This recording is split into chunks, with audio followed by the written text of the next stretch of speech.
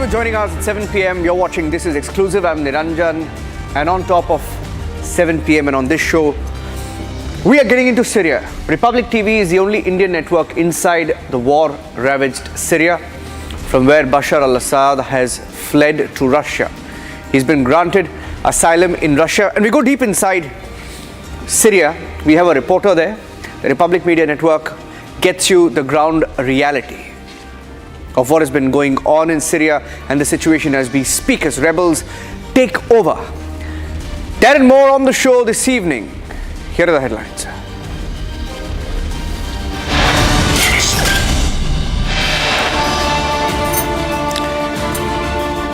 In Bangladesh, India's straight talk with Yunus.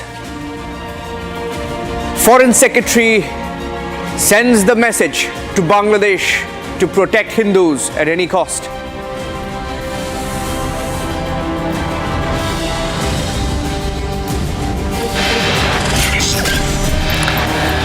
BJP takes Sonia Soros link allegation inside Parliament. The Parliament is completely deadlocked as the party claims there are enough and more evidences to link Congress to George Soros.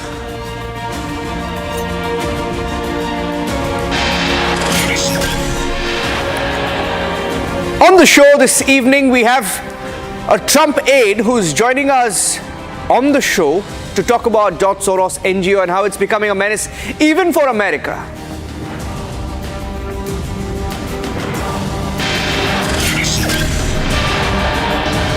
Sonia Soros link allegation controversy getting bigger in Parliament as the Indie bloc goes after Rajya Sabha Chairman Jagdeep Dhankar, the Vice President, likely to move a no-confidence motion against him as he raised the question of sovereignty. He said there is zero tolerance for anybody interfering in India's affairs, and the opposition for some reason is angry with that.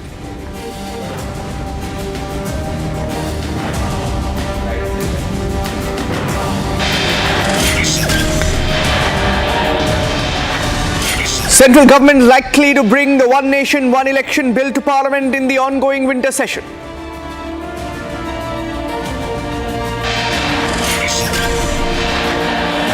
And Republic cameras inside the Syrian war zone a day after Assad fled to Russia. We have a ground report today.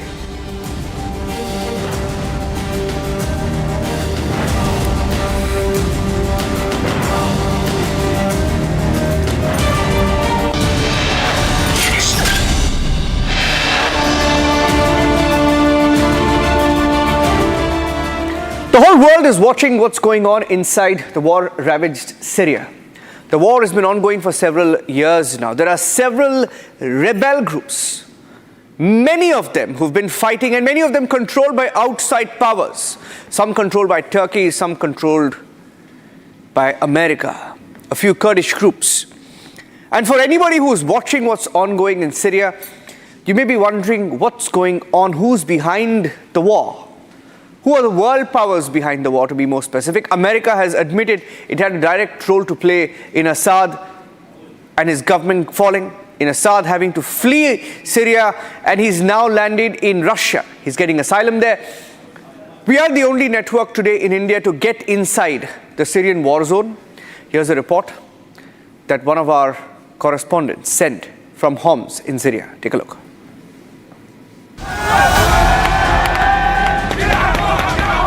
Republic, the only global channel reporting live from Syria, brings to you some exclusive ground reports.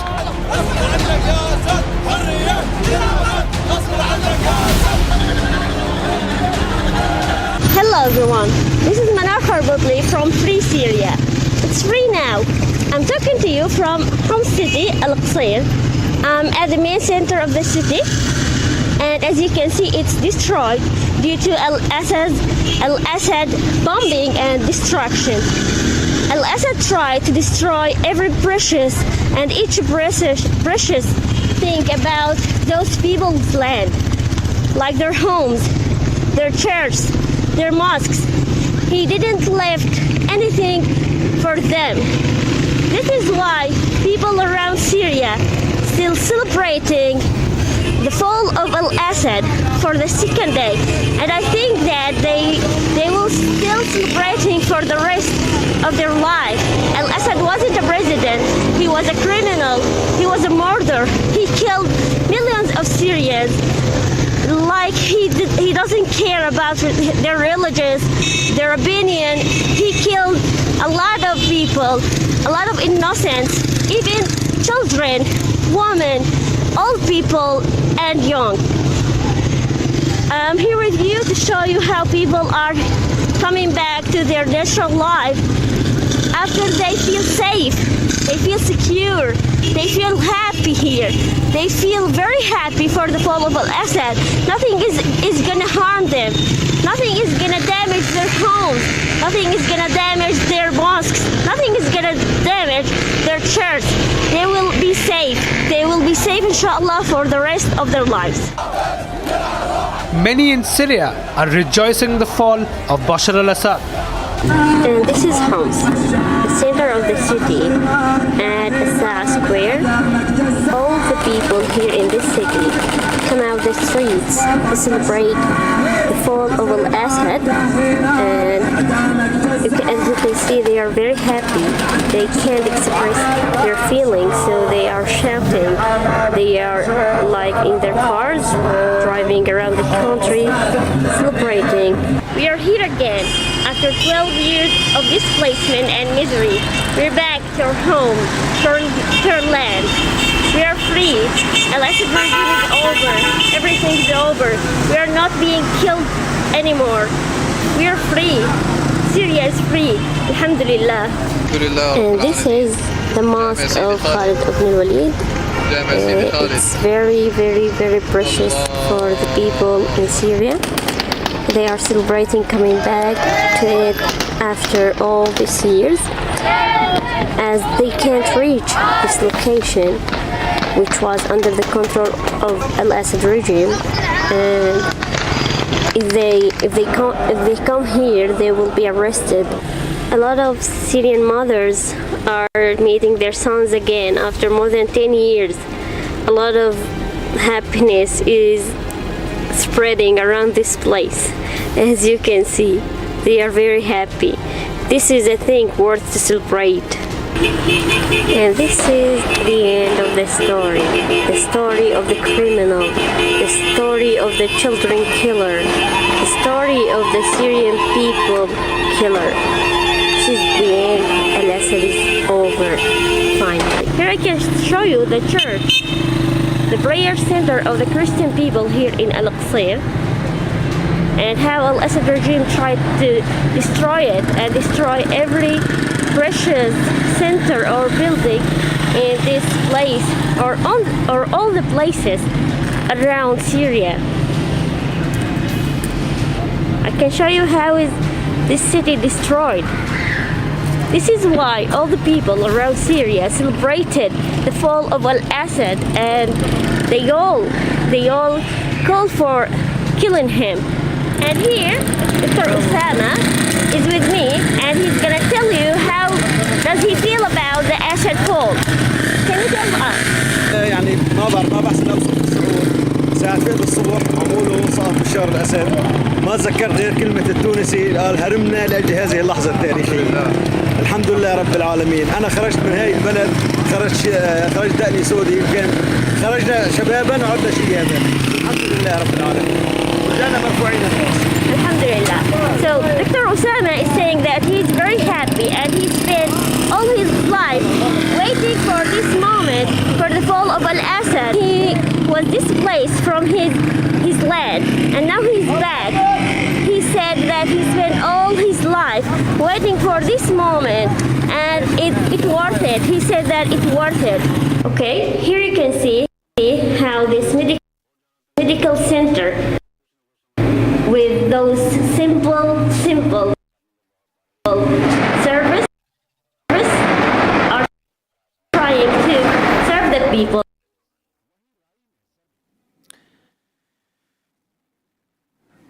So these were some of the reports, ground reports that were sent in earlier by Republic Network's Manhar. Manhar is joining us live from Syria this evening. I'm going across straight to her. She's beaming live straight from Syria. She's in Al-Qasir. Manhar, I can see you there. You're live on Republic right now. What's going on? What's the mood? I mean, from the pictures that you've sent, Manhar, we saw that people were happy, celebrating, right? Who are these rebels, Manhar? A lot of people in India are asking, who are these rebels who have now overthrown the Assad government? Tell us a little more about them. Who's backed? Whose backing do they have? Okay, if you're asking who are those happy people in the reports, those are the civilians that was under the control of the regime for like all their lives. They are relaxed, happy and free again. Yeah. Manhar, we know that there are many rebel groups, right, in Syria. Many rebel groups, for example, some of them may be backed by Turkey, right? Some of them get some sort of Israeli support or they have connections to Israel, right? And there is a Kurdish group. And there are several groups also indirectly backed by America. In this particular fight, whose role has been dominant? Okay, did you just say that Israel is supporting someone or some? They have interest. They have interest, right? Israel has interest, right? In some parts of Syria, they have their eyes on some of the parts, right? So we know that America is directly involved, yes, but because they you don't had support the revolution. They don't support the rebels. Yes. Not even a simple group in the revolution or in the rebels. They don't support us. Yes. So how long this war has gone on for over a decade now, right? Why was Assad so unpopular? He is unpopular, but people fear him. People was scared of him. People keep silent because he's killing him, arresting their children, arresting their wives, arresting their husbands. It's only about fear. It's not about being popular or beloved. He is not beloved. No one in Syria love this criminal, but only some people are scared of it. So they kept silent all of those years. Because as you know, nobody say a single word against this regime, he is gonna arrest him and he's gonna be vanished. And my final question to you, Manhar, he's gone to Russia, he's taking asylum in Russia, so what's the mood of the people there, and what are you hearing about the rebels or the group that's controlling Syria now, about the way forward for Assad now? Okay, I think that he ran out, and the rebels here wish to have him in hand, so they can. How can I say it? They can make revenge, because he killed their children.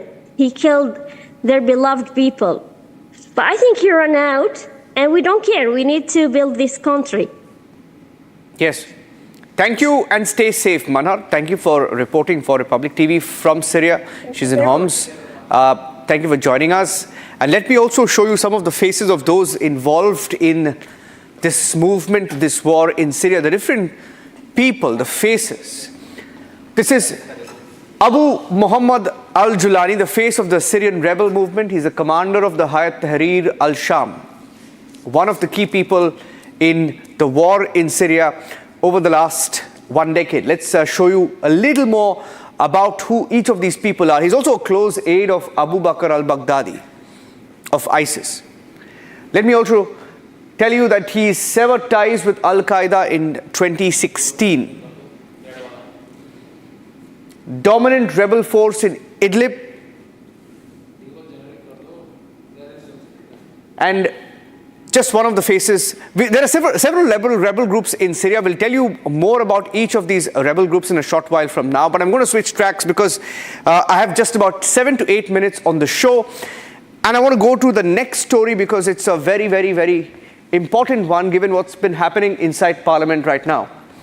Our Parliament is deadlocked over the allegation made by the BJP let me tell you what happened in Parliament today. The BJP, for the first time in Parliament, has raised an alleged link between the Congress and George Soros, specifically between Sonia Gandhi and George Soros, saying that there are different connections, meetings that have happened that beyond doubt proved that the Congress party, and specifically Sonia Gandhi, is linked to George Soros. They said that on record in Parliament. The Parliament is deadlocked. And we have someone very, very important in the global scheme of things who spoke to Republic TV. His name is Mark Ivanio. Mark Ivanio is a former DOJ member. He was a DOJ member under the previous Trump regime. He's a Republican Party leader. And he knows a thing or two about the deep state and what George Soros-linked NGOs do. So he spoke to Republic TV's senior executive editor, Abhishek Kapoor. There's an interview where not just India, but even America is battling the deep state. America admits that there is a deep state. And more importantly, in this interview, he admits that the deep state is so dangerous even to their own country. They will go after nationalists, is what he said. Let's play out that full interview where we spoke to Mark Ivanio, Abhishek Kapoor and Mark Ivanio. Take a look. Right, friends, India's ruling party, the Bharatiya Janata Party, took umbrage at the manner in which the US deep state is meddling in the affairs of India, particularly in the context of Bangladesh, and the manner in which the likes of George Soros are clearly seen to be active behind the scenes in promoting the opposition in India, helping them find their political groove, even if the people in the country perhaps don't want it, or at least are not giving them mandate for. So the BJP took a clear public position that it is US deep state meddling, which finds resonance in issues like the Adani debate, which the opposition Congress in India has been picking up. And now we are seeing echoes of this coming in from the United States. A Republican group or a politically active group, active or associated with the Republican Party, has endorsed, seemingly with a public post, what the BJP is saying, and has in fact taken a position that the upcoming Trump administration should be doing something about it. So the group is called Republicans for National Renewal, and we have its executive director, Mark D. Ivanio, joining us live from Texas. Very good evening to you, Mark. Good morning there. And what made you come out with this public position on something which was a matter of debate in India? Well, good evening to you and your audience. Thank you for having me. It's a pleasure to be here. And to answer your question, it's really not unique to India. We've seen this all over the world, frankly. I've visited governments who are allied or at least friendly with the United States over the last few years. Countries as different as Hungary and El Salvador, and we see the same exact issue play out. We have these Soros-funded NGOs who work hand in hand with the deep state of the United States to promote these liberal globalist candidates. They're always in opposition to the more conservative or nationalist parties or governments. And, for example, we just saw in Romania a couple of days ago, the ambassador to Romania from the United States endorsed the cancellation of elections. If a country like India or Russia had canceled elections after a liberal candidate would win, those same people would be outraged. And so, we're just calling out what we see as a pervasive problem all across the world, where the United States deep state gets involved. It doesn't matter what country it is, and they promote through the George Soros NGOs these liberal candidates. And so if you're a party or a candidate who loves your country and puts your country first, you will be #1 target for these people. Mark, good that you say that, because there is a disquiet in the Indian establishment that what happened in Afghanistan, then what happened in Bangladesh, what's happening in Syria, and many other examples that you gave, there is a connection, and which is the US deep state. You think the Trump administration, after taking over next month, is going to do something about it? Well, President Trump is great friends with Prime Minister Modi because they're both patriots who love their countries and put their countries first. And Kash Patel is the appointed head of FBI. President Trump has said he's willing to go to war, so to speak, to get Kash Patel and others into office. And I think that's going to make a huge change in how the deep state operates. They will no longer be able to operate with impunity. They'll be very careful. I'm sure plenty of people will be fired. Maybe, hopefully, some of those people will be prosecuted, because we're talking about people who have been in office or in their positions for 10, 20 years, really pushing this liberal globalist agenda all over the world. And so I think when President Trump does take office, we'll see some change. I'm hoping we're going to see very big change. It could be not as big change because President Trump is facing a lot of opposition from the deep state, as we've seen. They've tried to put him in jail. Pretty sure they're behind assassination attempts. They've done lawfare against him. They've done everything they can to keep him out of office. Yeah. Now he's won. He's on his way to office, but that's not the end of it. They're going to continue to try to impede him and his agenda. But I can say that for sure, things will look better all across the world for conservative or nationalist governments and parties. President Trump is at the very least neutral, but also he likes to help out his friends. And so I think we're going to see a huge change. But like I said, it's going to be not so easy. We're going to have a lot of opposition.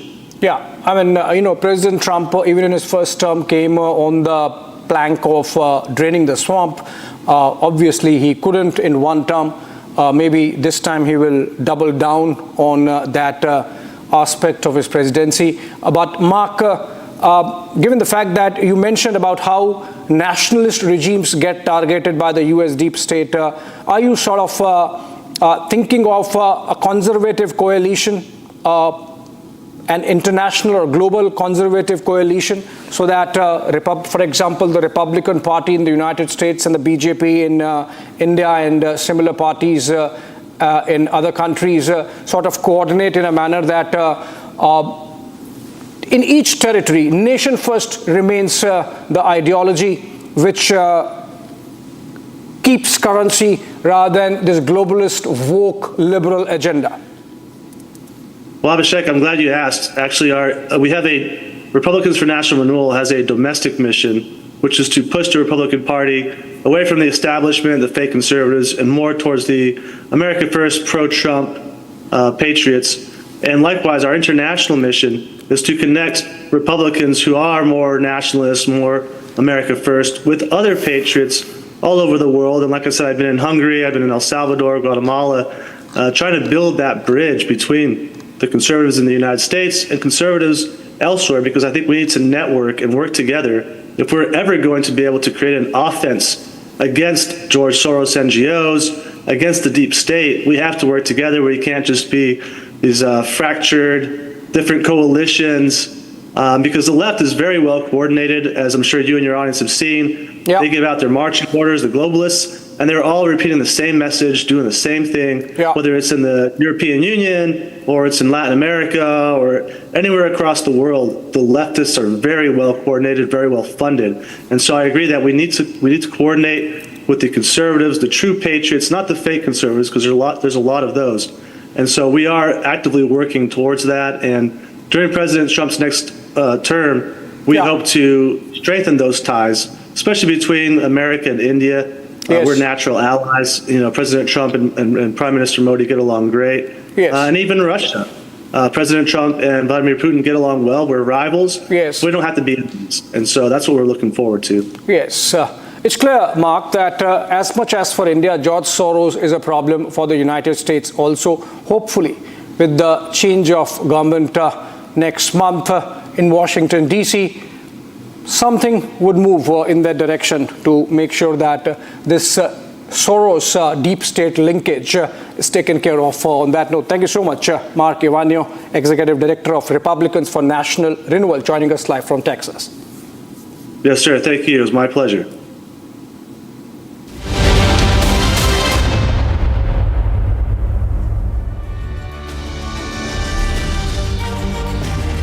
Ice बोला था लाने को, लद्दाख चला गया। पूछा phone पे इतना busy क्यों है, तो क्या बोला तू? हाँ, mountains were calling.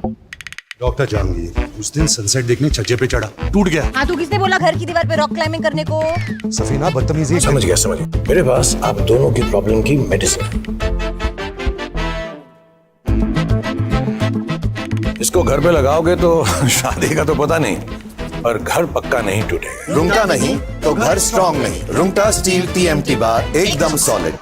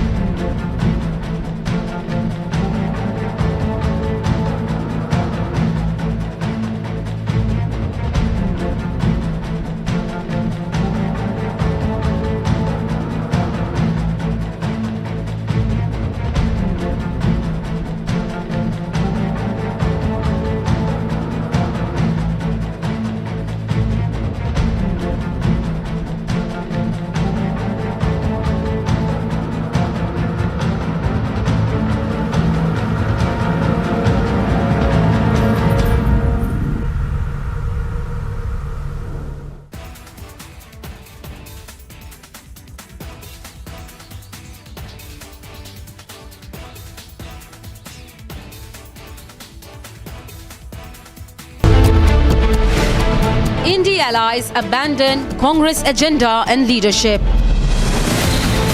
Mamata makes open move to seize Indie bloc chair.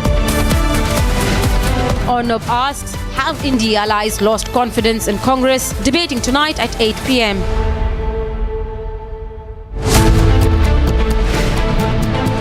BJP launches offensive on Sonia Soros link. Chaos in Rajya Sabha as Sonia Soros debate heats up. Arnab asks, how can Congress deny close links to Soros? Debating tonight at 9 p.m.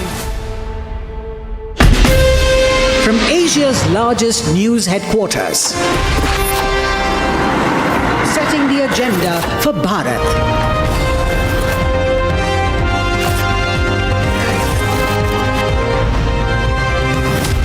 You're watching Republic.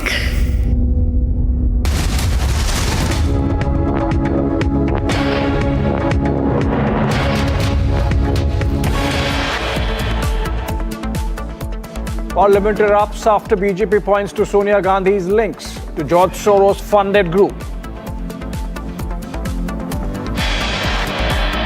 Foreign Secretary Vikram Misri meets Bangladesh Chief Advisor Muhammad Yunus, raises issue of atrocities on minorities and Hindu groups with counterpart. Fissures deepen in India alliance as SP spokesperson calls Rahul Gandhi a juvenile.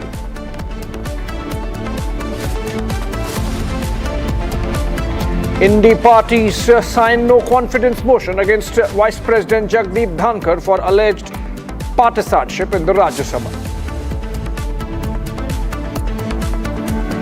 Government likely to table the One Nation, One Election bill in this session of Parliament itself. And as Shaktikanta Das's tenure ends, Revenue Secretary Sanjay Malhotra appointed as the next RBI governor.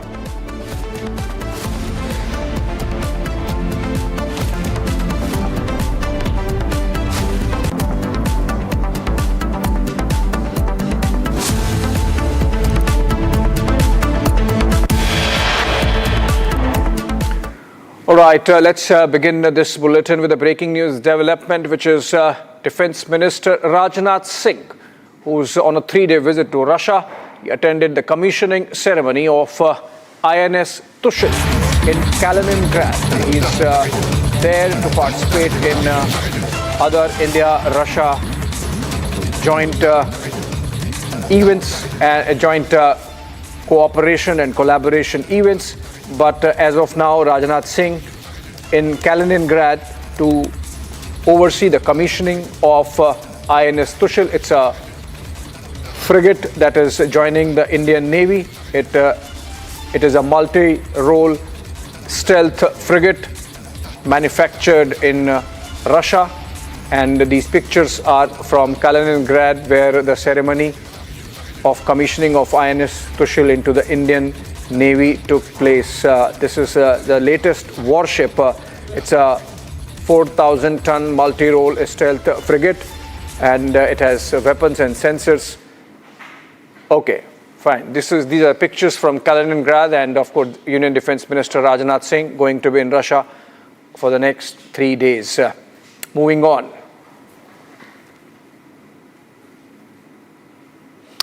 Okay, moving on to Bangladesh, where Foreign Secretary Vikram Misri has spent a day. He met Muhammad Yunus, the chief advisor of the interim government of Bangladesh, and during which he has conveyed India's concerns, especially those related to the safety and welfare of the minorities in the country, and more specifically, the security situation emerging out of the developments that have taken place in Bangladesh over the last few months. India's national security has seen a bit of compromise there with the unleashing or unchaining of forces inimical to India's interests in the region. And this is the topmost level visit taking place from New Delhi to Dhaka since August 5, toppling of the government of Sheikh Hasina, and effectively a coup which led to the downfall of the democratically elected Hasina government. We'll try and connect with Shawan, our senior editor, Shawan Sen, and try to understand the implications of this meeting. Foreign Secretary Vikram Misri has been there all day and has been meeting the interim government interlocutors, including the chief advisor, and India's concerns have been conveyed. It would be interesting to see how the Bangladeshi side has taken those concerns and suggestions, even as they might have their own concerns. For example, Chief Advisor Muhammad Yunus also met envoys of European countries in Dhaka, many of those who do not have their missions in Bangladesh, and has asked for the visa services to be moved out of New Delhi. Now, whether this is a move which is going to help the people of Bangladesh, because it's going to add to costs if for visas Bangladeshis have to travel to Indonesia and Vietnam.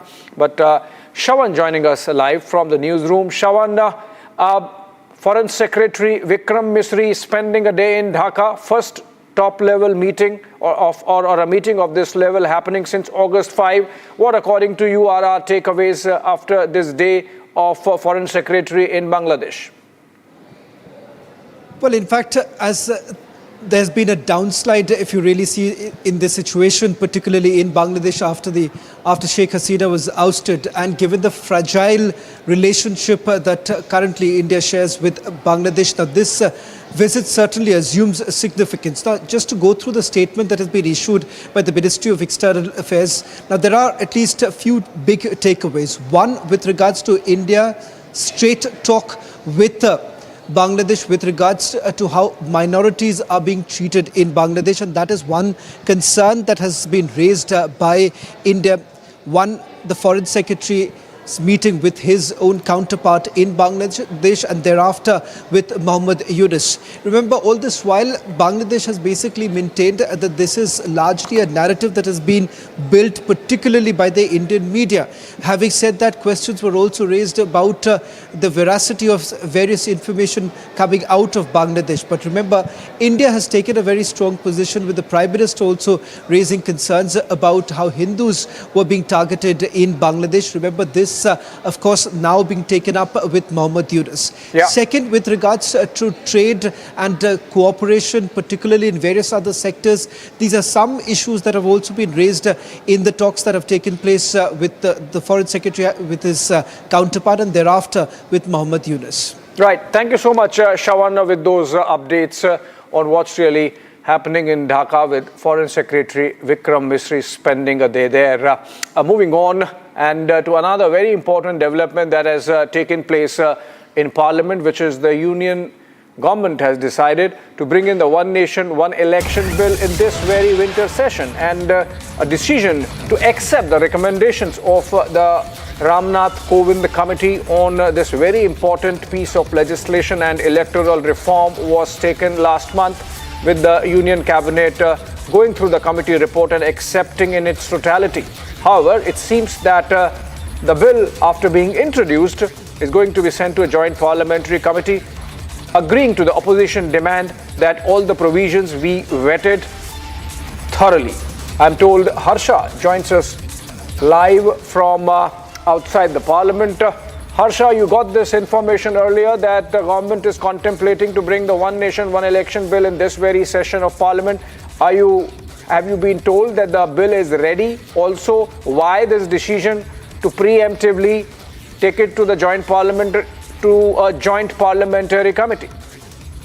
So, yes, Abhishek, we have got to know that the discussion extensively took place today between the ministers, and it was decided, and it was told to us by the top sources from the Parliamentary Affairs Ministry as well, that this bill will be tabled in this session, only winter session, and it is likely to be tabled after 17th only, so likely it will come on 18th and 19th, but immediately the bill will be sent to JPC, which is the Joint Parliamentary Committee, and it will be set for the further discussion, so that there should be a common consensus to implement the One Nation, One Election, and therefore we have got to know that the recommendations from several organizations will be taken, and also there will be suggestions and discussion from the side of the speakers of different states who will be called during the JPC meeting. In fact, we have got to know almost 13 to 15 members will be there in JPC, which will also include the members from the opposition party as well, like Congress, TMC, Samajwadi Party and other opposition parties, along with the ruling party MPs. So right now we have got to know like 18th and 19th would be the date when this bill will be tabled in the Lok Sabha. Back to you.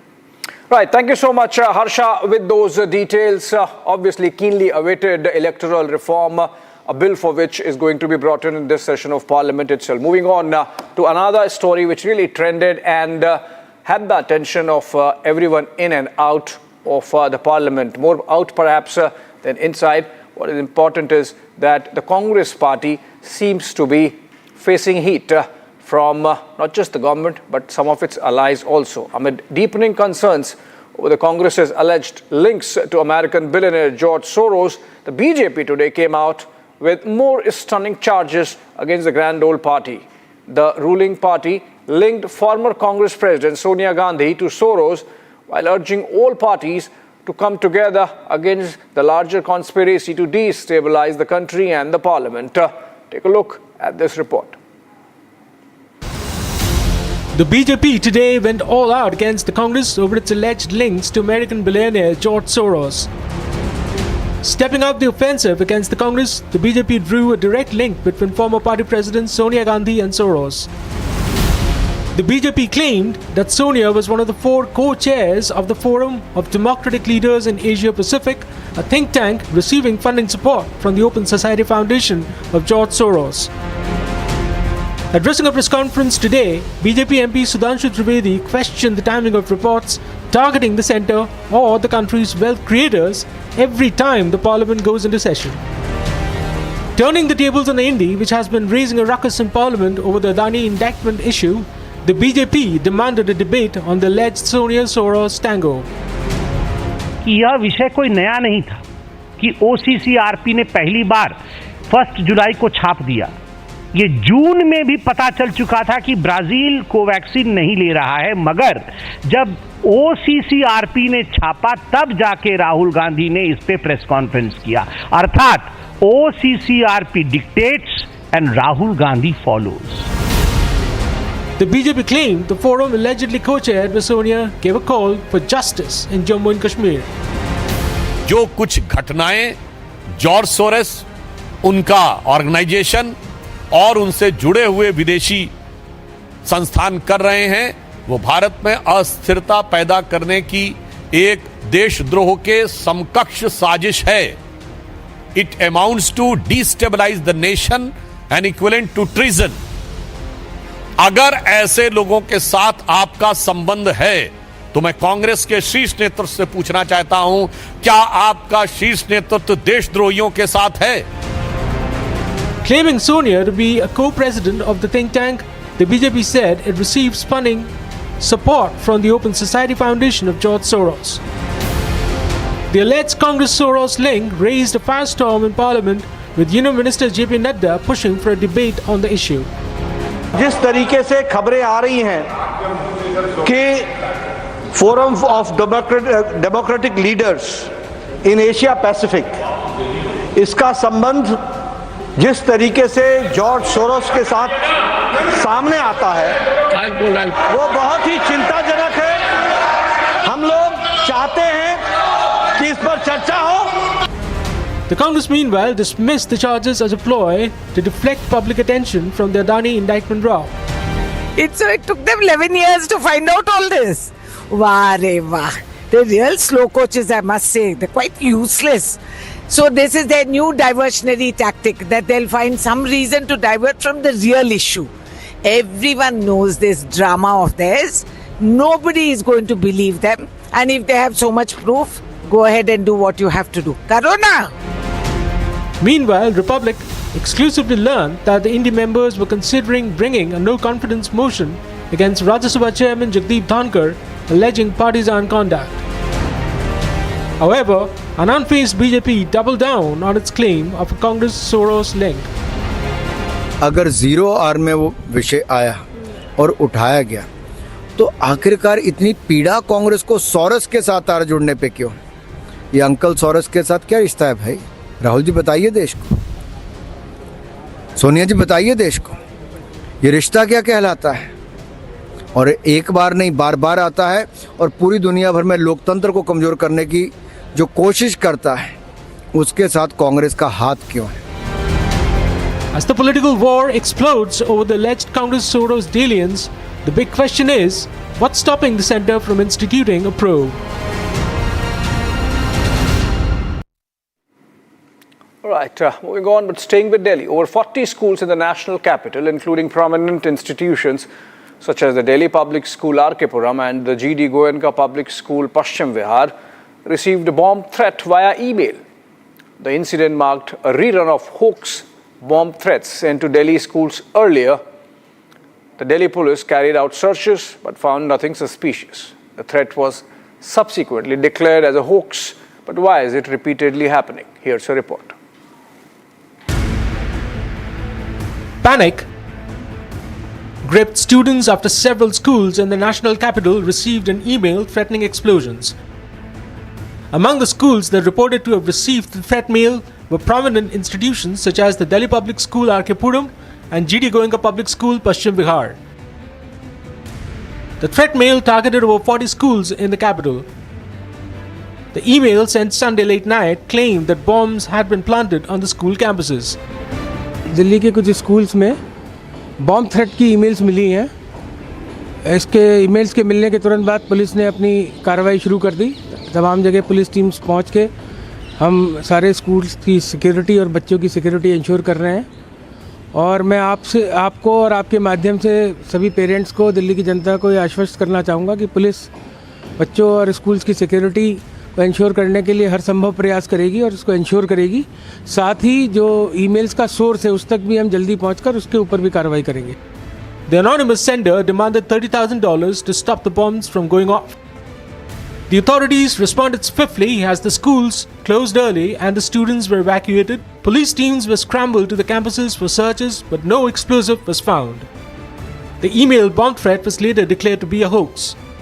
इसका standard हमारा procedure है। जब भी इस तरह की कोई mail मिलती है तो जाके संदिग्ध वस्तु यदि कोई है तो उसकी पूरी सघन जांच की जाती है और साइंटिफिक तरीके से जांच की जाती है। वो सब कार्रवाई चल रही है।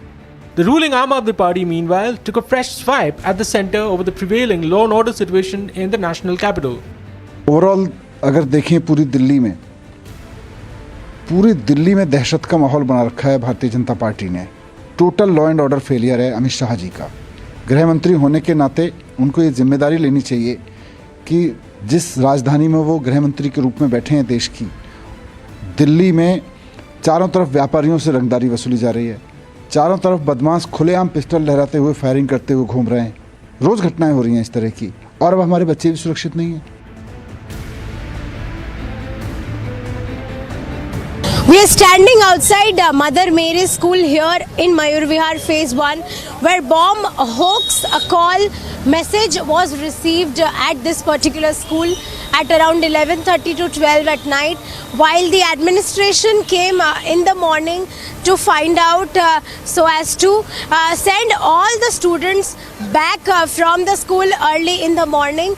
Now these are the visuals currently which we are showing you, where the bomb disposal and bomb squad team is inside the school premises, and the SHO is also present inside. They are trying to find out that if at all they would find any sort of hampering device there inside the school. This school, along with another prominent school identified as GD Goenka School, Paschim Bihar, yesterday at night around 11 p.m. received bomb threat through email. Now, this is a phenomenon which has continued to cause menace along several educational institutions in the National Capital Region, and this day was no different with this school, DPS RK Puram, a prominent school in Delhi, along with GD Goenka, Paschim Bihar, again receiving this hoax message in which again there was panic and fear that was created among students, parents and the school administration. The bomb threat was a repeat of a similar mail received in October this year, threatening a wave of explosions at schools. Multiple CRPF schools, including 2 in Delhi and 1 in Hyderabad, received bomb threats that later turned out to be a hoax. 2 low-intensity explosions were also reported in the national capital in recent weeks, raising concerns over public safety. Similar hoax bomb emails also targeted a wave of domestic and international flights, inconveniencing flyers. With no end to the menace of hoax bomb threats, there is an urgent need to identify the mischievous senders and bring them to justice.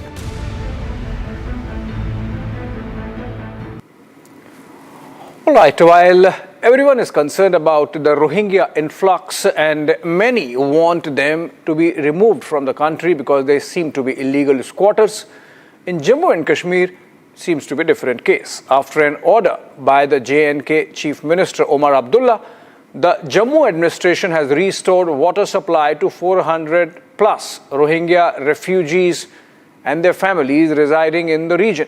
Take a look at this report to understand why Omar wants this done. Acting on a directive issued by Chief Minister Omar Abdullah, the Jammu administration restored water supply to 409 Rohingya refugees settled in the area.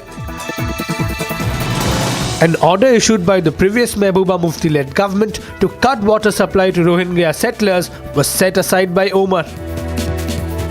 Days after the Jammu and Kashmir administration's order to cut off the water and the electricity supply to the Rohingyas living in the Jammu, the Omar Abdullah government has decided to reverse the order. And soon after, the Minister of the Jal Shakti Javed Rana directed that there needs to be an immediate restoration of the water supplies. The department has swung into the action. Now they have been allowed to take the water from the nearby area. That is, their temporary connections have been restored. This has been done soon after the decision that was taken by the administration. इनसे देश की सुरक्षा को भी एक बड़ा challenge है, खतरा है। उनको बसाने के लिए इन लोगों ने एक राजनीतिक साजिश के तहत काम किया और इन लोगों को लाके अपने वोट बनाने के चक्कर में यहाँ पे बसाया। हम ये रिक्वेस्ट करेंगे कि इसमें सीबीआई एक एफआईआर लिखे और उन सर्कमस्टांसेस के बारे में, उस घटना चक्र के बारे में एक व्यापक तौर के ऊपर इन्वेस्टिगेशन हो। The order followed a statement by Jal Shakti Minister Javed Rana that all water supply connections to Rohingyas would be restored. Rohingyas का एक इशू है गवर्नमेंट के सामने और गवर्नमेंट इस पे एक अनह्यूमैनिटेरियन ग्राउंड सोच रही है। बरकैफ अनह्यूमैनिटेरियन ग्राउंड्स, पानी तो किसी का काटा नहीं जा सकता है। अगर ऐसी बात मेरे नोटिस में आई है तो मैं डिपार्टमेंट को ये इंस्ट्रक्शन दे दूंगा कि वो फौरी तौर पे उनके जो वाटर कनेक्शन है उनको रिस्टोर करेगी।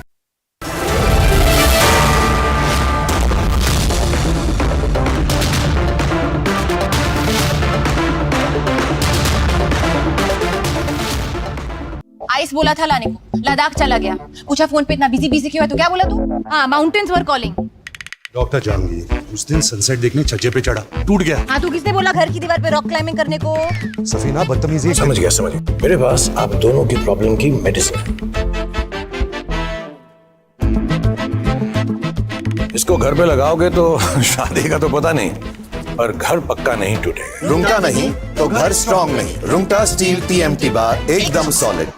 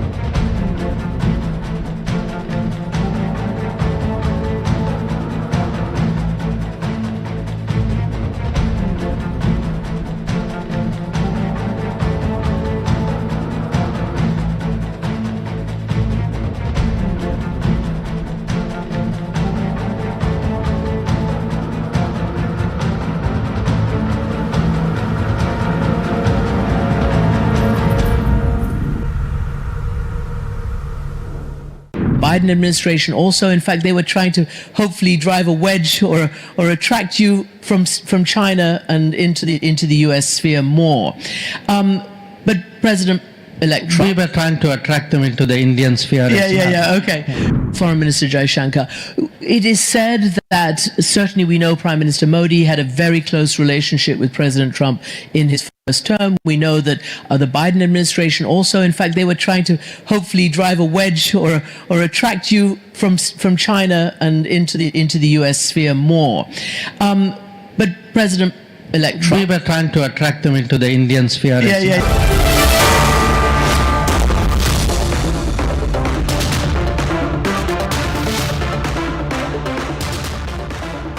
आइस बोला था लाने को, लद्दाख चला गया। पूछा फोन पे इतना बिजी क्यों है, तो क्या बोला तू? हाँ, mountains were calling. Doctor Jahangir उस दिन सनसेट देखने छज्जे पे चढ़ा, टूट गया। हाँ, तू किसने बोला घर की दीवार पे रॉक क्लाइंबिंग करने को? सफीना बदतमीजी। समझ गया। मेरे पास आप दोनों की प्रॉब्लम की मेडिसिन है।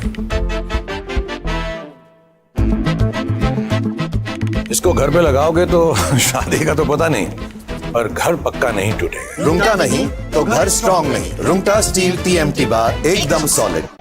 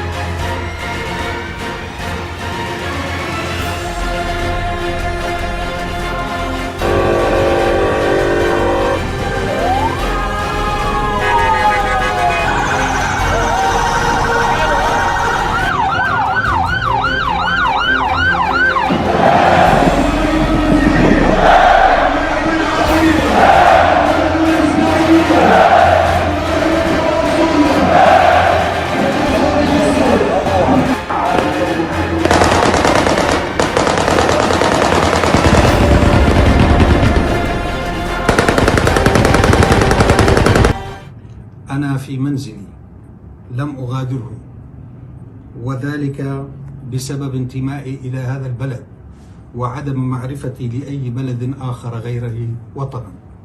وإننا نمد يدنا حتى إلى المعارضين الذين مدوا يدهم وأكدوا أنهم لن يتعرضوا إلى أي إنسان إلى أي إنسان ينتمي إلى هذا الوطن السوري.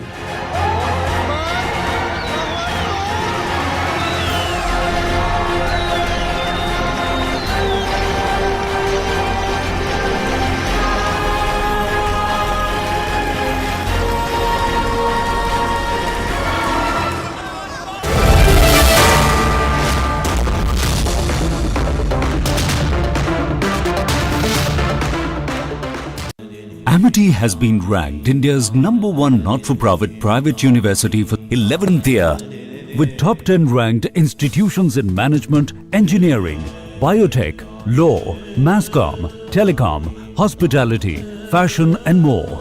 Yet another top ranking for Amity University. Ice बोला था लाने को, लद्दाख चला गया। पूछा फोन पे इतना बिजी क्यों है, तो क्या बोला तू? हाँ, mountains were calling. Doctor Jahangir उस दिन सनसेट देखने छज्जे पे चढ़ा, टूट गया। हाँ, तू किसने बोला घर की दीवार पे रॉक क्लाइंबिंग करने को? सफीना बदतमीजी। समझ गया। मेरे पास आप दोनों की प्रॉब्लम की मेडिसिन है। इसको घर पे लगाओगे तो शादी का तो पता नहीं, पर घर पक्का नहीं टूटेगा। रुंगटा नहीं तो घर स्ट्रॉन्ग नहीं। रुंगटा स्टील TMT बार एकदम solid. India have been humbled at the Adelaide Oval, and there is no better way to put this fact across. The Australians are still undefeated at Adelaide in a pink ball test match, and they were nothing but clinical in every aspect of the test match. The Border Gavaskar Trophy series currently hangs in balance, now with both the teams winning one match each. India did register an emphatic win at the Optus Stadium Perth, but as of now it accounts for nothing. The defeat in Adelaide can be termed as a complete team failure. The batting was dismal, the bowling was lackluster. India did not find the way to lose this game, but let's just say that they never were in the game right from the word go. India never looked like having any answers to the brilliance of Travis Head and Mitchell Starc. Head in particular has been tormenting India for some time now, and India never seemed to have cracked an answer to his brilliance. Surprisingly, nobody has been questioning India's decision to bat first with the pink ball darting around and the clouds hovering around the Adelaide Oval on the first day of the pink ball test match. Starc, living up to his stature, made the most of these conditions, just grinded India to dirt. The big lefty registered a 6-wicket haul, and it pushed India way far in the game. The Asian cricketing juggernauts were bolstered by the return of their regular test skipper Rohit Sharma and Shubman Gill, but they failed to deliver. Let's just call a spade a spade. Rohit never looked like getting into the fight.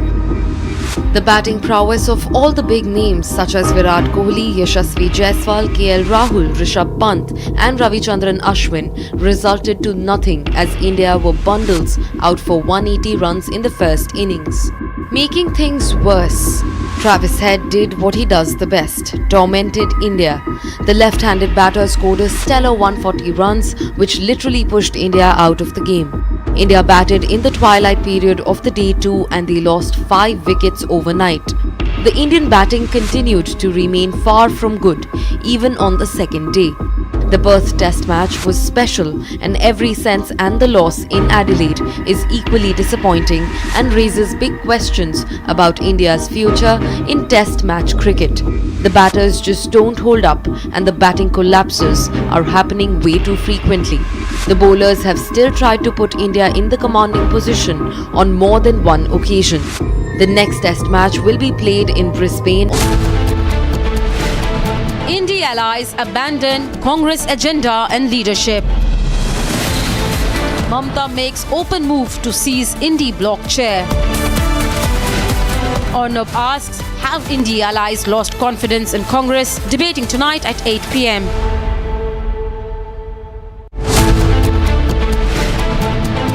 BJP launches offensive on Sonia Soros link.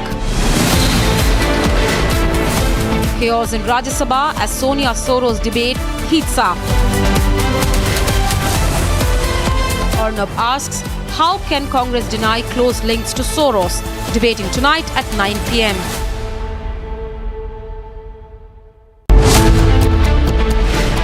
Indi allies abandon Congress agenda and leadership. Mamata makes open move to seize Indi bloc chair. Arnab asks, have Indi allies lost confidence in Congress? Debating tonight at 8 p.m.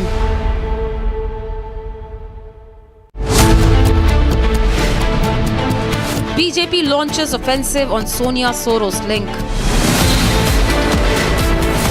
Chaos in Rajya Sabha as Sonia Soros debate heats up. Arnab asks, how can Congress deny close links to Soros? Debating tonight at 9 p.m. Indi allies abandon Congress agenda and leadership.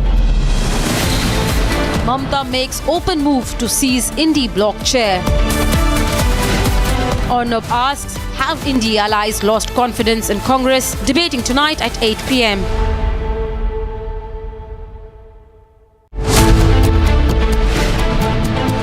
BJP launches offensive on Sonia Soros link. Chaos in Rajya Sabha as Sonia Soros debate heats up. Arnab asks, how can Congress deny close links to Soros? Debating tonight at 9 p.m. Indie allies abandon Congress agenda and leadership. Mamta makes open move to seize Indie bloc chair. Arnab asks, have Indie allies lost confidence in Congress? Debating tonight at 8 p.m.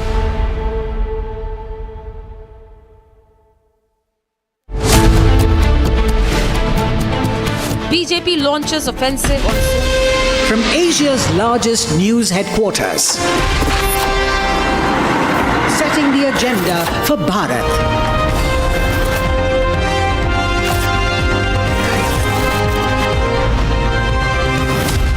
You're watching Republic.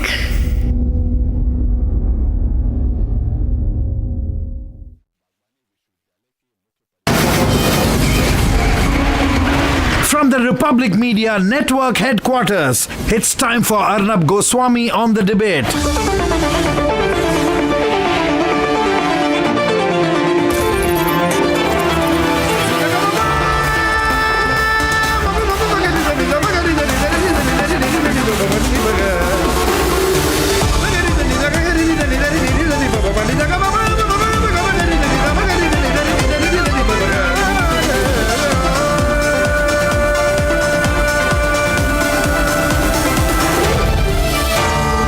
Arnab Goswami on the debate.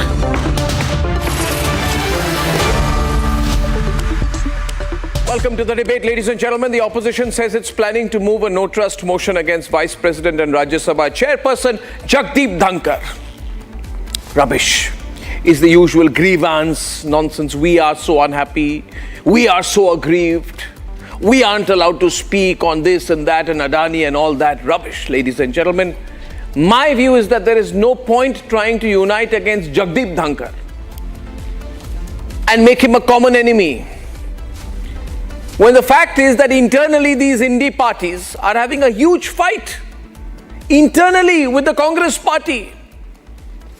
None of them are getting along with the Congress, who they feel is trying to become the leader of the India alliance without any base, without bringing any real strength to the alliance. Having a no-trust move against Dhankar is meant to camouflage the reality, the fact that actually Mamta Banerjee wants to kick out Rahul Gandhi and Kharge as the leader of the India Alliance and become the leader of the India Alliance herself. And that Mamta Banerjee is getting the support of both Sharad Pawar and his daughter Supriya Sule, who are thinking that Mamta would become a great leader, would make a great leader of the India Alliance. Or that Mamta Banerjee's point man in Delhi has been given one job. His name is Kalyan Banerjee. He's a lawyer. He started a door-to-door campaign every day, canvassing support for Mamta Banerjee as the India Alliance head. That is the reality within the alliance. Trying to throw darts at Dhankar will achieve zero. It cannot take away the attention from the fact that Omar Abdullah just recently put Rahul Gandhi in his place, refused to be bullied by the Congress party into getting any more ministries, and happily formed a government without the Congress party. Or the fact that Arvind Kejriwal recently declared last week no alliance in Delhi. And that even the weak Sanjay Raut of the weak Uddhav party thinks that the Congress is even weaker. He says the Congress is the weakest link in the India alliance.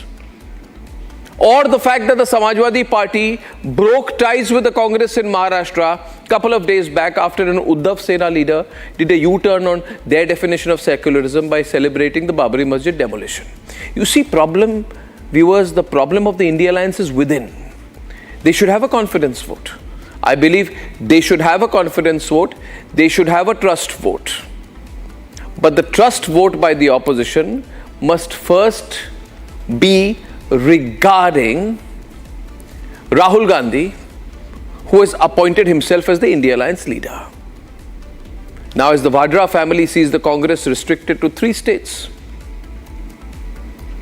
just 3 states, ladies and gentlemen, and a few constituencies like Amethi and Wayanad, the real issue that the India Alliance must face is whether they can have a trust vote on Rahul Gandhi as their leader, not for Jagdeep Dhankar for chiding them in the Rajya Sabha. That's time pass in my view. The trust vote we want is whether Mamata Banerjee, Sharad Pawar and Arvind Kejriwal have faith in the leadership of Rahul Gandhi as the leader of the India Alliance. And I want the results of that trust vote. We want the results of that trust vote. That is what the nation wants to know. Debate 1 tonight. The India Alliance leaders have effectively sacked, in my view, they've sacked Rahul Gandhi. But Rahul Gandhi is not getting the message. My hashtag for tonight, Indy sacks Kong, debate number 2 this evening. We have a situation in Bangladesh. Can music be raised in the studio, please? I'm not getting any music here. Debate number 2 in the studio. The situation on Bangladesh on the day when there has been a visit by the Foreign Secretary to Dhaka, and debate number 3 this evening, the Soros-Sonia link. But the Soros-Sonia link is only one part of this whole equation. Ladies and gentlemen, it's a huge link. It's a deep link. It's a Congress deep state link that's been spoken about. And here are the headlines this Monday evening on the debate tonight. Lada. After the allies completely snubbed the Congress party, Mamata Banerjee says she wants to be the leader of the India Alliance. Samajwadi Party leader says that Rahul Gandhi is a 55-year-old child incapable of handling the alliance. Also had the opportunity to discuss certain recent developments and issues, and I conveyed our concerns, including those related to the safety and welfare of minorities. Indian Foreign Secretary Vikram Misri on a visit to Dhaka holds high-level delegation talks with his Bangladeshi counterpart. देश को destabilize करने में अपना योगदान करता है. The House stands adjourned to meet at 11 a.m. on Tuesday, the 10th December 2024. A huge Soros storm has hit the parliament. The BJP in both houses very loud and clear claims that there is a Congress party Soros link which is trying to destabilize India. And top sources to Republic say that One Nation, One Poll bill is all ready to be tabled in the winter session of Parliament itself.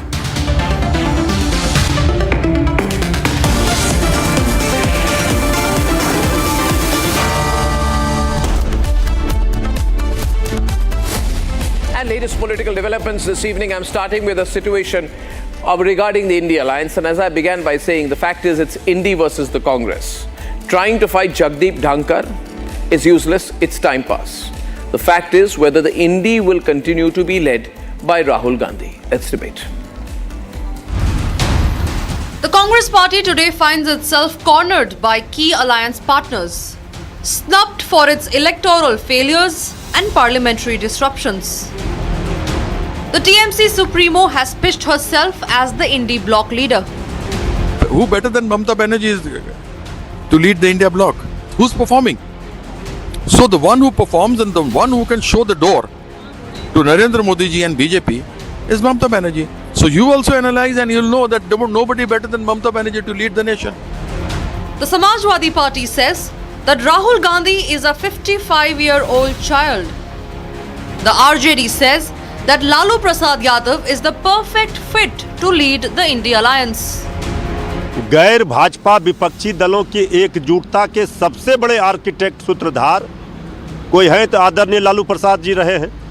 पहली बार India गठबंधन की बैठक जब बिहार में हुई थी पटना में, तो आदरणीय ममता दीदी भी आई थी।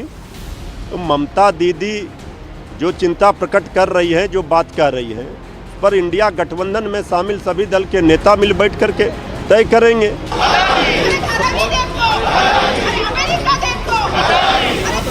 In Parliament, the Samajwadi Party and the TMC have outrightly refused to back Congress in their disruption tactic. जो हमारी समझ है, जितना ज्वलंत मुद्दा संभल का है, हमें नहीं लगता कि अडानी उतना pressing issue at the moment है। तो हमारी अपने सहयोगी दलों से यही मांग है, यही गुजारिश है कि वो लोग हमारा संभल के मुद्दे पर साथ दें, और जब इस मुद्दे पर चर्चा हो जाएगी उसके बाद हमारे मुद्दे पर एक साथ होकर आवाज़ उठाएं। In the national capital, the Aam Aadmi Party is going solo in the elections. इस बार के चुनाव में भी प्रचंड बहुमत से आम आदमी पार्टी जीतेगी और हम अकेले चुनाव लड़ेंगे। पिछला जो 3 चुनाव हुआ है उसमें भी हम अकेले चुनाव लड़े, तो दिल्ली का चुनाव हम लोग अकेले लड़ेंगे। The BJP says that the end of the alliance is near. ये टूटना बिखरना ये तो लगातार चल रहा है। सुबह ममता बनर्जी बोलती है कि टीएमसी और मुझे नेता बना दो इंडिया अलायंस का, दोपहर आते आते एमवीए से निकल जाते हैं अबू आजमी बाहर, और अबू आजमी बोलते हैं, समाजवादी पार्टी बोलती है कि कांग्रेस भी अपना स्टैंड जो है स्पष्ट करे क्या है, और फिर मिस्टर राम गोपाल यादव कहते हैं राहुल गांधी हमारे नेता थोड़ी है, इंडिया अलायंस के नेता थोड़ी है। तो कांग्रेस एक मीम बन चुकी है, इंडिया अलायंस में मीम। और जो उनके साथी है वो कह रहे हैं उनसे कि जरा हार स्वीकारिए, आप नेता नहीं हो हमारे। India allies have issued no confidence against Congress. Is the grand old party losing on national credibility?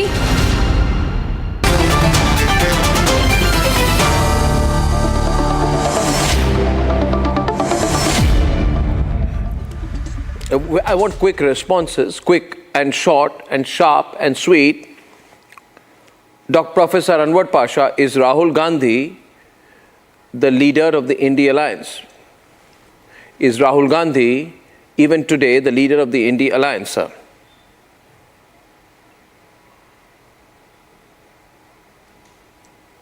Arnab ji, you must be knowing that till now there has been a collective leadership as far as India Alliance is concerned.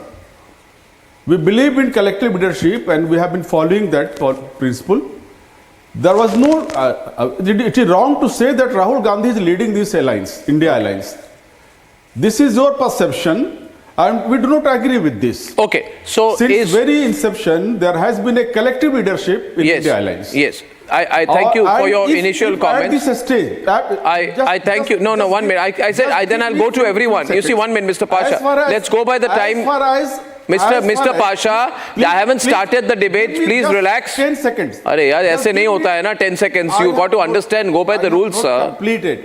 I have not completed. Yeah, you know won't complete. At this stage, any leader of everyone the alliance on take the thinks subject that on. There should be a specific duty should be assigned to some leader. There is no harm in it. There is nothing wrong in it. India bloc will sit and discuss about it and decide over it. There is nothing wrong in it. Thank you, Mr. Pasha. Thank you, Mr. Pasha. Now, I'd like to go to Professor Bhuvan Bhaskar Joshi. Professor Bhuvan Bhaskar Joshi, can I have him on air, please? Can the vision mixers put him on air? Thank you so much. Everyone on air, please. Thank you. Mr. Joshi, is the Congress party the leader of the India Alliance? Can you unmute yourself, sir, please? And can I have all the windows on air, please? Thank you. Please. Arnab, we are happy if Honorable Mamta ji lead the India Alliance. She is capable to stop communal forces and she has already done in her state. Our leader, Honorable Akhilesh Yadav ji, have a good relation with Honorable Mamta ji. Yes. It's Congress' responsibility to take all his alliance together and raise state issue and national issue and give them proper space. So far, the position, Manishankar Chatterjee of the Trinamool, I want to come to you next. Can I have the guests on air, please? Thank you. So far, the position of Congress party has been that we are the largest party. We are the national party. Everybody else is a smaller party. No. But Mamta Banerjee has said that she will be very happy to be the leader of the India Alliance and that she can run the India Alliance out of Kolkata as well. She's received support from the NCP. She's received support, NCP, she's received Sharad Pawar. She's received support from the Samajwadi Party. Why is Mamta Banerjee pitching to be a leader? RJD. From RJD. And from RJD also. So the biggest leaders of the India alliance are happy to see Mamata Banerjee as the leader of the alliance. Why is this necessary right now, Mr. Chatterjee? You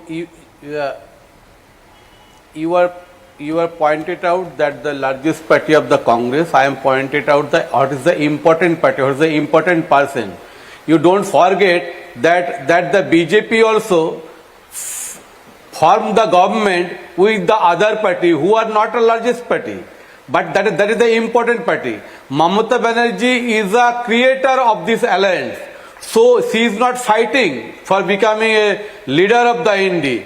If the other parties are willing to realize that Mamata Banerjee is a fit person to deal with the India alliance, in that case Mamata Banerjee will lead this, because she is the creator of this party. Each and everyone accepted her version, each and everyone accepted his credibility. You don't forget and you cannot deny it that a person, one-man party, three occasions, he fighting all over rest of the country with the BJP party. Three times he achieved, and he is capable to deal with this matter. So I am very happy if other party realize that Mamata Banerjee is actually lead this India alliance. So I feel not possible. Also I feel, somewhere I feel, Ratnakar Tripathi, that this issue has gained a lot of momentum after the recent performance of the Congress party. You know, there's a feeling that Congress party is only riding on the success of regional parties, and wherever it comes in, it is not taking the alliance ahead. Even Arvind Kejriwal has broken relationship with Congress, and I think even Kejriwal will support Mamata Banerjee. They have very good equation, right? Even Uddhav's party is now saying that Congress is a weak link. So why don't you respect the views of these India Alliance leaders and appoint someone like Mamata as the leader of the India Alliance, also in Parliament? You can have the trust vote of India Alliance in your office because it runs from there. I am talking about the alliance named India.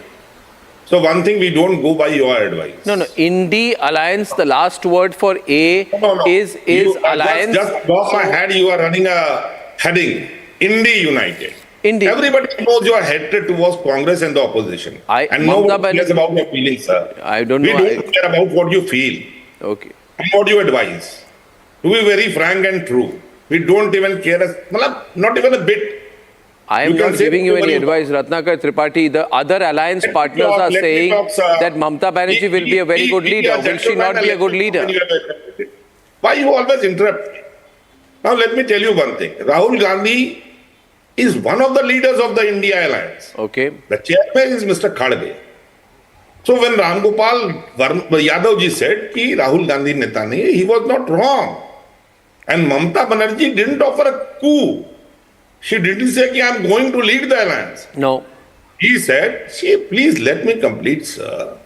She said, I have formed the bloc, and if given the opportunity. Yes. If given the opportunity. Oh. She said that I am going to snatch it, sir.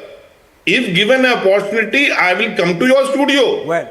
That doesn't mean I will barge in your studio and bang your table. You can't say it that way. You are in your own capacity and prerogative to air blatant lies, but we are not going to take it. There is first of all, I wish, Mr. Tripathi, I have gone one by one to all the, Mr. Tripathi, 1 minute. I have gone one by one to all the speakers today, right? And I have not put words in anyone's mouth. They are official spokespersons of very important parties.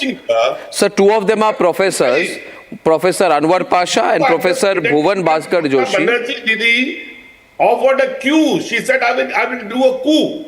She didn't say it. She didn't say I'm doing a coup.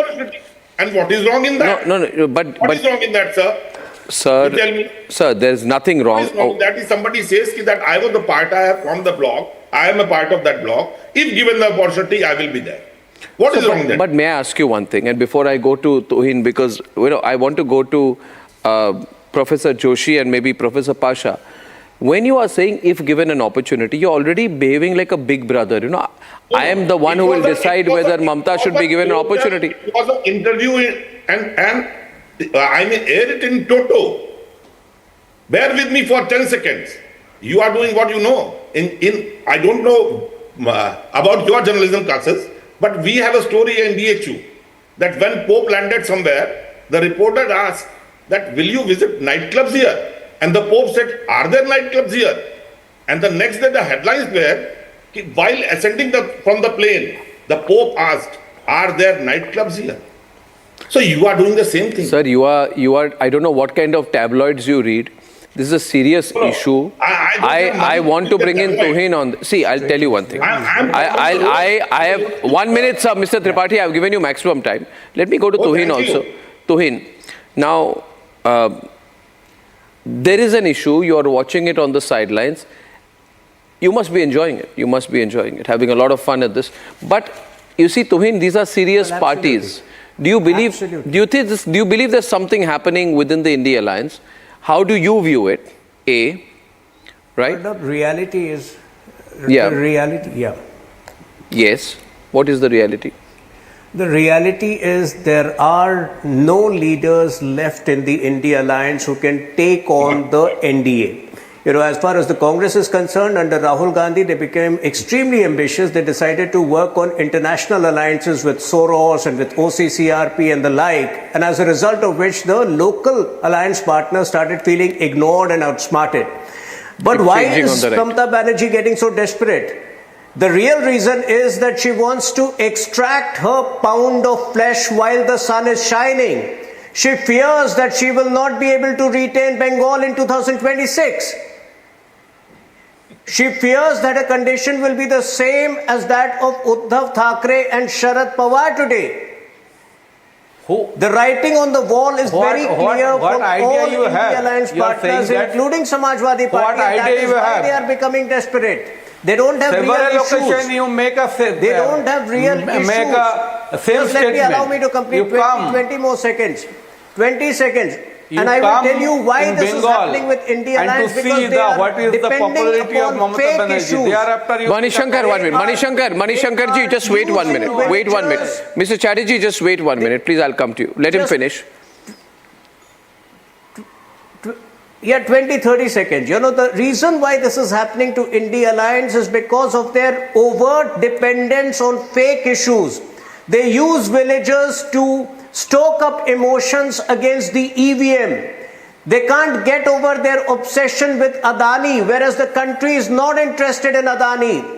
They can't focus on real economic issues. Let there be a debate on Viksit Bharat issues. They will run away. And that is the reason this country does not take the India alliance seriously. They don't have any leader left with them who can take on the might of the NDA. No, there is the reason why each of the parties. Why don't you look at it differently? Okay, one minute. Professor Pasha is responding.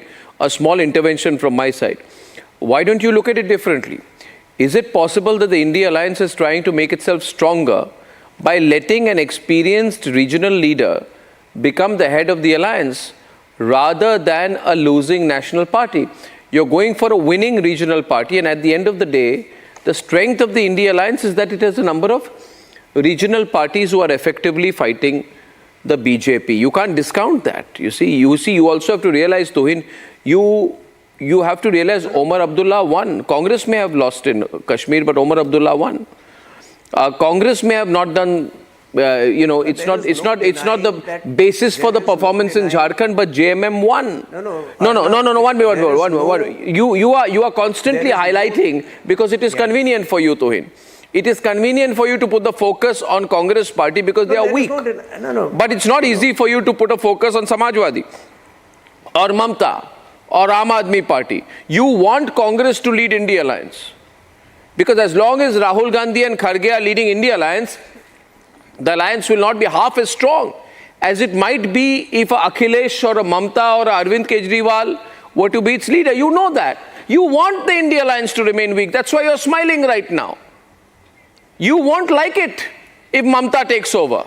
Well, there is no denying that even Akhilesh Yadav has more experience than Rahul Gandhi. But then, No, he's much younger to Rahul Gandhi. I don't know how you define experience here. Sort it out instead of...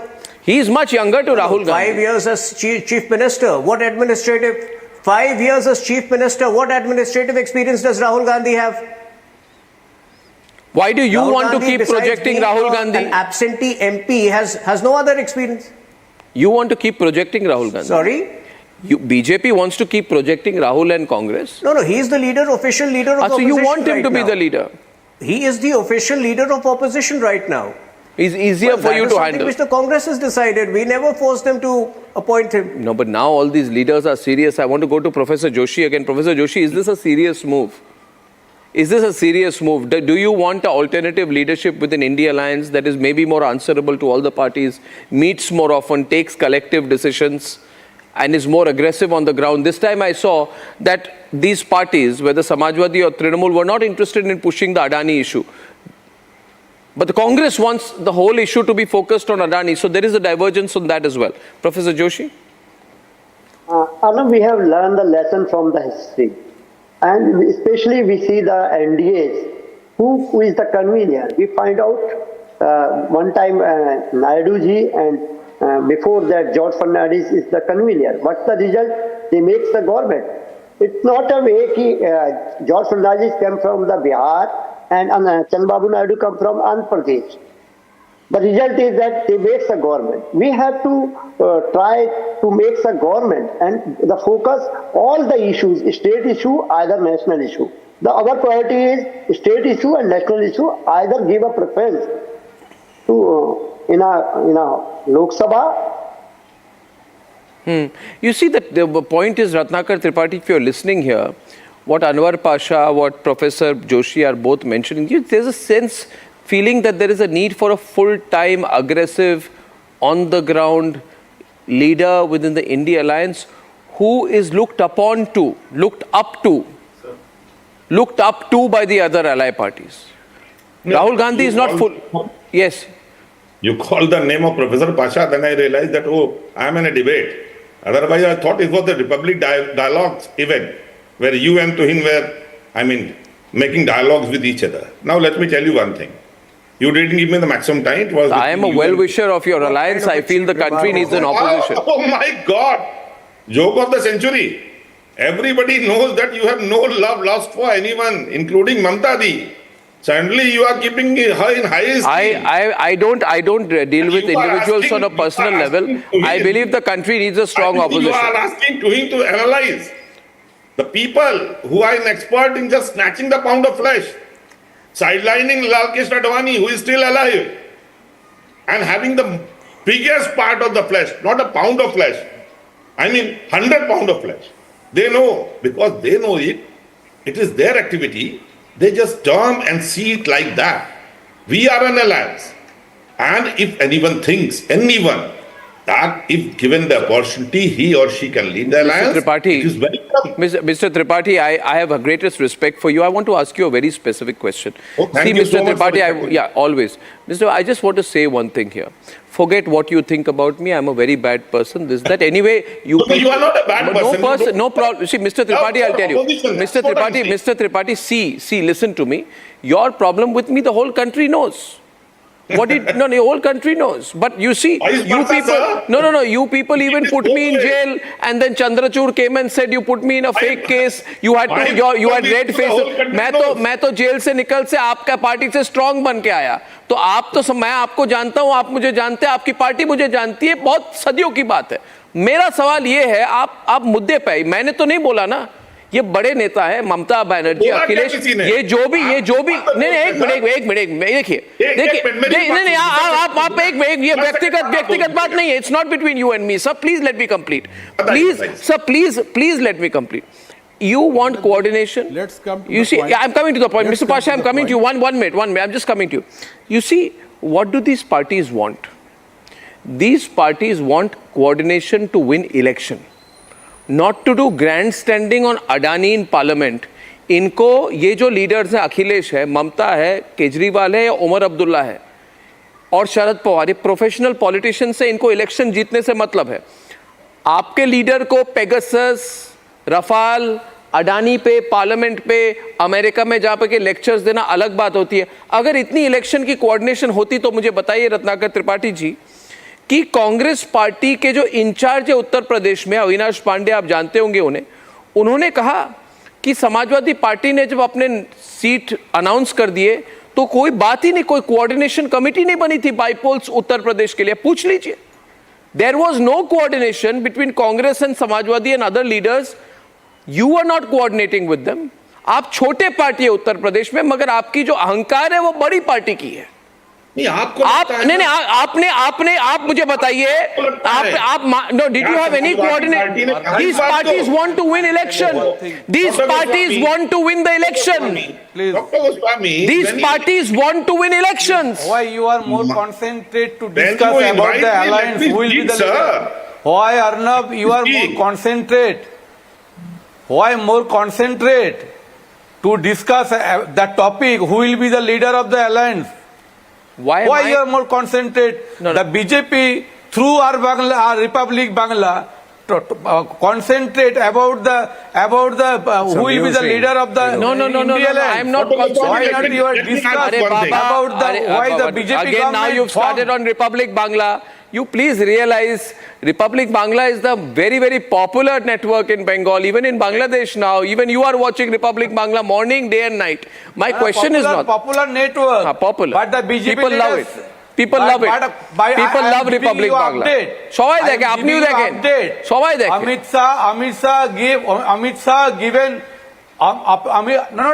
Shah given the BJP leaders to accumulate 1 crore BJP member, but they are not able to cross the 30 lakhs. Why? Thereafter, the BJP leader says 2026 the BJP will but you tell me one thing. You tell me one thing. Why you what is the We set popularity of high Mamata targets. Banerjee? What's wrong with that? No. The question is, Mr. Manishankar Chatterjee, I am in fact saying here that I am no fan of Mamata Banerjee. Let me tell you, she was quiet during Abhaya, during Sandesh Khali, right? Her own party workers had condemned her. People during RG Kaur knew that there were rape and murder accused there who were being shielded by your party, your state government. How many cases initiated by the ED CBI? How many cases initiated by ED CBI? But your leader, how many cases resolved? One after another released on bail. They are not able to prove. No, but your internal problem, through ED. You are having an internal problem, Mr. Manish. I am not responsible. I am watching from the sidelines. No, I have no internal problem. Acha, tell me one thing. Tell me honestly. Why did Mamata Banerjee say? Why not you agitating the BJP leader say I the just find it 22nd he will be arrested. 25th he will be arrested. I'll tell you. Why? I'll tell you one thing. Don't talk about arrest and all that. My question is that why did Mamata Banerjee say that I will ensure the smooth functioning of the India alliance if I am given the opportunity? Why did Kalyan Banerjee say that she is the only leader who has a perfect record? Capable. She is quite capable. More capable than Mallikarjun Kharge? She is quite capable because she has the experience of parliamentary. She has the experience of the state also. State and center. Both she discharge her duties with utmost sincerity and dedication. Mr. Pasha. So there is no... Mr. Pasha, what is the position of the RJD on this issue, please? On who should be the leader? Do you believe there needs to be collective leadership, or do you believe one leader needs to be made? One leader or convener or someone like that? Yeah. Arnab ji, I would like to make a request to you that please don't try to put your words into the mouth of allies, the India alliance leaders. No leader of India alliance, even Mamata ji had not said that we have lost confidence in Rahul Gandhi. Did she say that? She has not said this. I did not say she has said that. This is not the question of I did not say she has said that. What I said was that she has expressed her willingness. In the very beginning, she has expressed her willingness to lost confidence. No.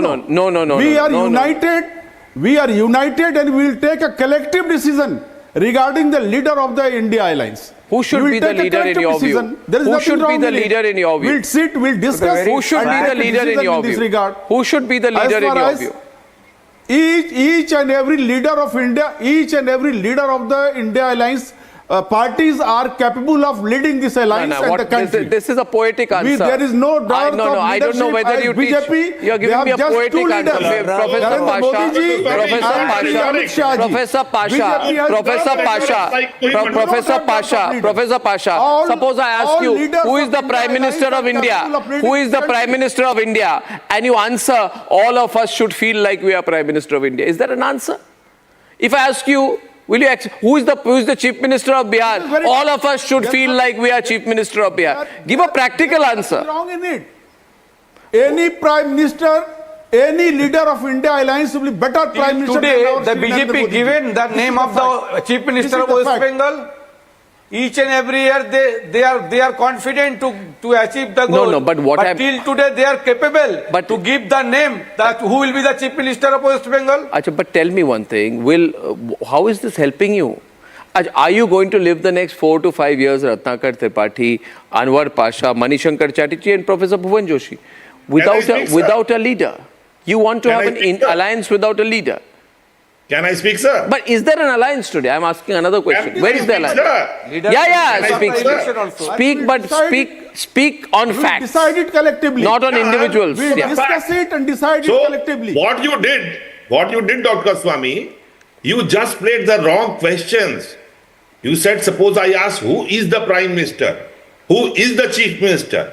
So when you will say that who is the Prime Minister, Narendra Modi ji is the Prime Minister. When you will say who is the Chief Minister and name the state, we will tell you the Chief Minister's name. But when you will ask that who is capable of being Prime Minister or Chief Minister of Prime Minister of the country and Chief Minister of the state, among these people, these leaders, the same reply you will get. I'm not understanding, Ratnakar Tripathi.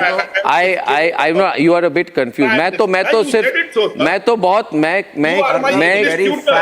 मैं curious type का इंसान हूँ. मैं बहुत जिज्ञासा करता हूँ. ये जिज्ञासा कर रहा हूँ. आपने जिज्ञासा नहीं किया. मैंने की है, जिज्ञासा की है. मैं पूछ रहा हूँ आपके लीडर कौन है? आपने पूछा. मैं बोले मान्यवर आपके नेता कौन है?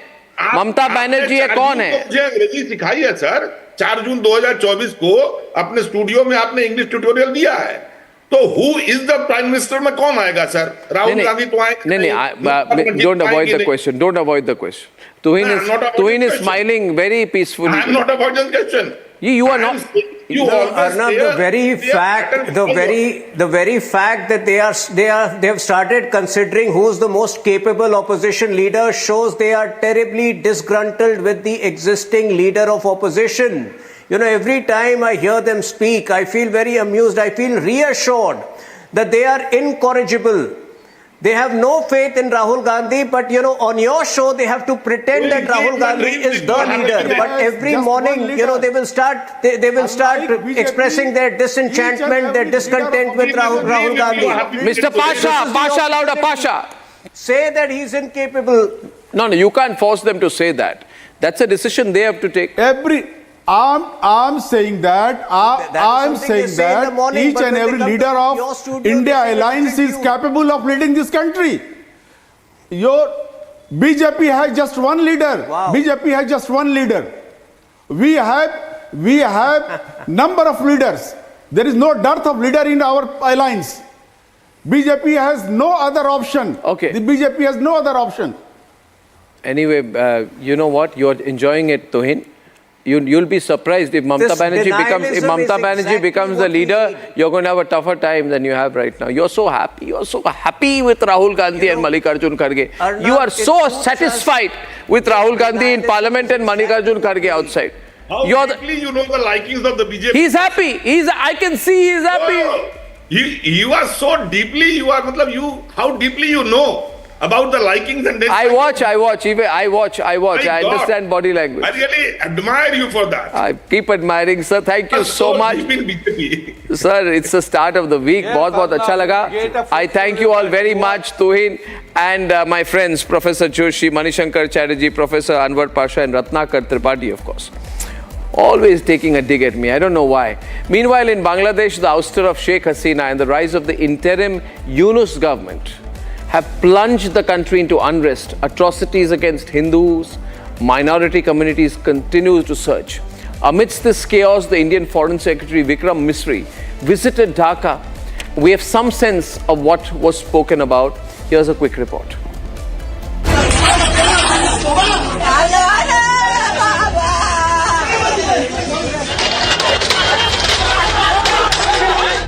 Ever since Sheikh Hasina's ouster and Yunus's takeover, Bangladesh has spiraled into complete chaos.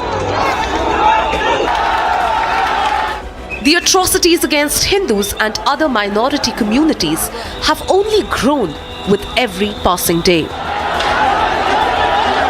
Amid growing tensions in India-Bangladesh relations, Foreign Secretary Vikram Misri was in Dhaka today.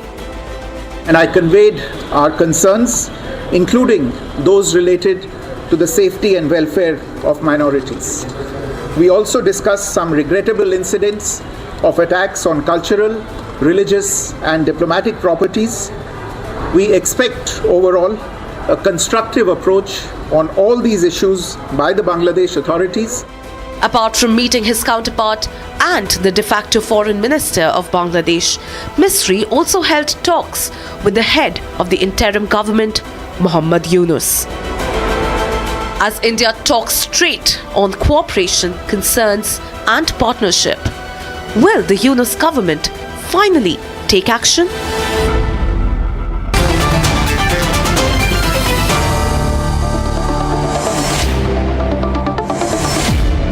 We have a 1 versus 1 tonight. From Bangladesh, I have an advocate in the Supreme Court of Bangladesh, Barrister Khaja Tanveer Ahmed from Dhaka. And from New Delhi, I have Sushant Sareen, geopolitical analyst. Thank you very much, Sushant. Thank you very much, Barrister Khaja Tanveer Ahmed. I think we have made our position quite clear about the attacks on Hindu communities, which have been constantly increasing. This point has been made by Vikram Misri as well. What does the Bangladesh government intend to do rather than just continue to deny that there's anything wrong?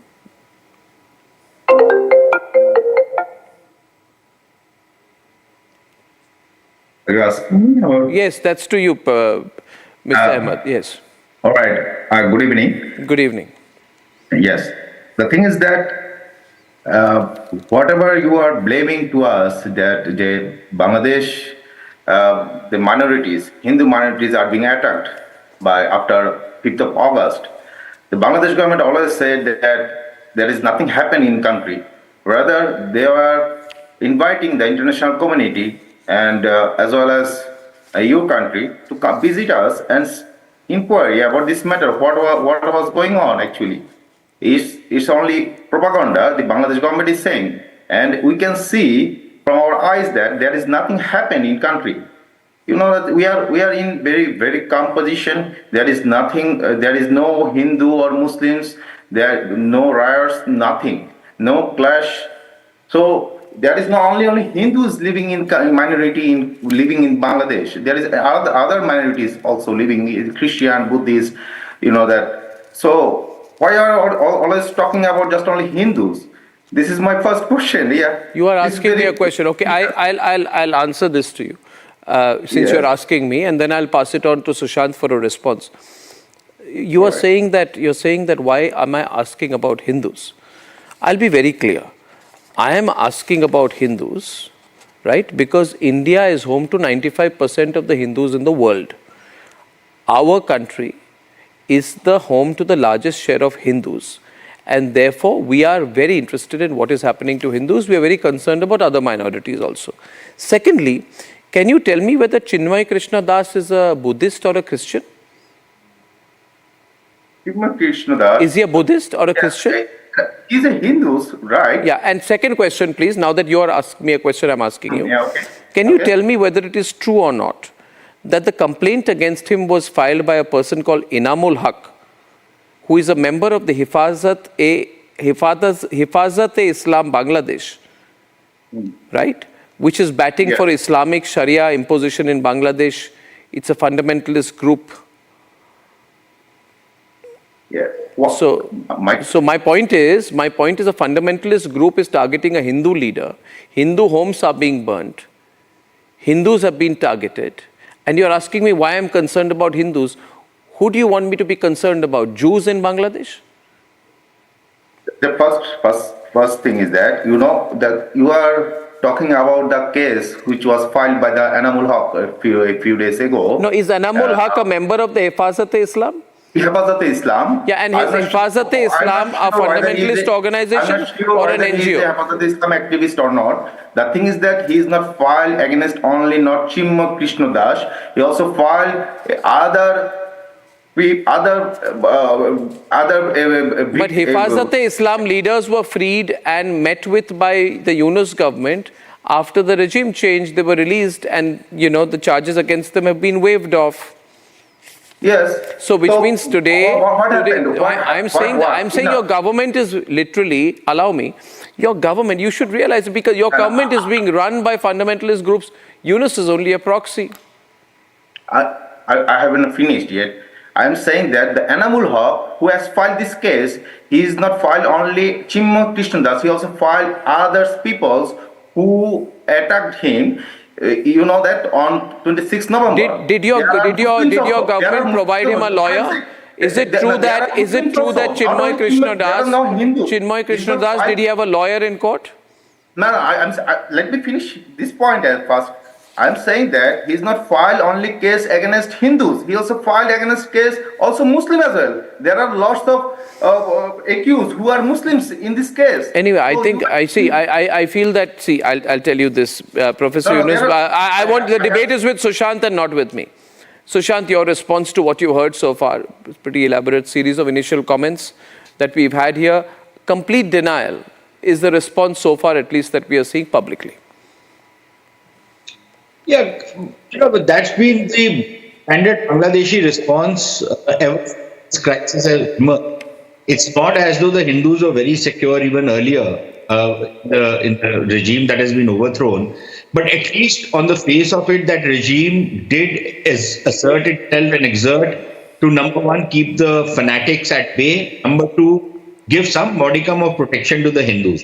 Now, what was the first thing that, what was the defense that the so-called chief executive or chief advisor, whatever his designation is, gave? He said, well, attacks Hindus, this is not religious, this is only political.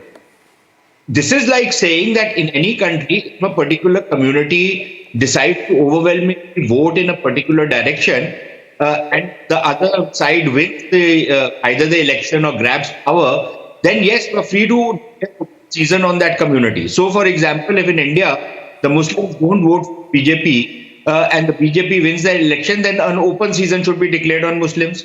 Number one. Number two, this Bangladeshi denial of the kind of pogroms and religious cleansing that has taken place, none of them are able to explain how a population which was almost 20% around 1970-71 has now reduced to 75%. What has happened to them? Have they stopped procreating? Have they disappeared? What has happened to them? Obviously, you have pushed them out. Obviously, you have grabbed their properties. Obviously, you have massacred a whole lot of them and forced them to take refuge in India. And the evidence of their taking refuge in India is before us. And if India was insecure, or Muslims in India, as the Bangladeshis very often try and do their workoutery, then why would Bangladeshi Muslims be coming into India for economic opportunity? If India was so insecure, and in India, the Muslim population, which was 9% at the time of partition, has now grown up to 15-16%. So, this whole denial side from the Bangladeshi side, that no, nothing is happening, all nice, it's all hunky-dory, the minorities are having a party, there is no pogroms against the Buddhists, there is nothing against the Hindus. It's so much of nonsense. But, they keep peddling it. And now that this is being put out, for the longest, Arnab, I think the Indian media has also ignored what's happening in Bangladesh. I think for the first time, the Indian media has taken cognizance of these attacks. And that is what is some of these Bangladeshis. And their pet excuse is, this is fake news. This is not fake news. We are seeing real consequences visited upon the minority communities in Bangladesh. And finally, he says, why are you talking about truth? One second, Arnab, let me just make this point. When he says he's almost embarrassed, why the hell are you talking about truth? They are supposed to be fair game. Muslims in Bangladesh are supposed to kill Hindus. Don't talk about Hindus. And this is the reason why when the government of India brought in the CAA law, it was not just for the Hindu. It was for all oppressed and persecuted minorities in countries like Bangladesh. It included the Sikhs, it included the Buddhists, it included other communities as well. I just want to get a quick response from Barrister Khaja Tanveer Ahmed to what you've said. Also, one question to you. Barrister, I'm sure you'll agree that Bangladesh needs India more than China. We share much more. Trans-boundary rivers, ecosystems, water management, flood control, several issues we need to work together. This anti-India feeling, creating a hate campaign against India will actually not be very useful for Bangladesh in the long term. I think today, don't you agree that the Indian Foreign Secretary going there is a big gesture by the Indian government? We are willing to work with you, provided you also take care of our concerns. Yes, I agree. Bangladesh also wanted to work with India. India is our neighbor country, and we have a good relationship. Just after 5th of August, after former Prime Minister Sheikh Hasina fled this country, then you are just accusing us we are attacking the Hindus minorities. These things is just accusing day after day. You are just accusing us that we are attacking them. The thing is that if you really want a good relationship, you cannot, a one-sided cannot be a friendship. If you want to make friendship, so both parties should work together. Not only just India is willing to work with Bangladesh, Bangladesh is willing to work India. This is not happening. That is totally there. But as of now, the practical problem, Barrister, is that I'll tell you, I close with this. There is too much control of these Islamist forces on Yunus. You see, Yunus is not an elected leader. He has been picked up there by a mix of students and army. There is internal issues, there is economic chaos. He has his limitations, we understand. But he cannot say, there's no attack on Hindus. We will keep pushing that point. There's no denial. The right, Sushant? Accepting it does not make him weak. Right now, he's looking weak to us because he can't even accept it. If he says, the day he became, okay, Sushant takes over. Sushant, go on. You want... Aside from all the points that you have made, this is again this nonsense being peddled at Bangladeshis that India only had a relationship with one person in.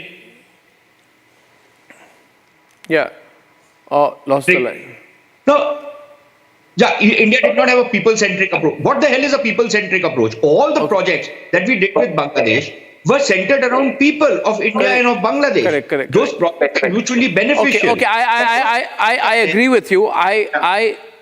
Barrister, 10 seconds. 10 seconds to Barrister Yunus. 10 seconds to Barrister Khaja Tanveer. 10 seconds.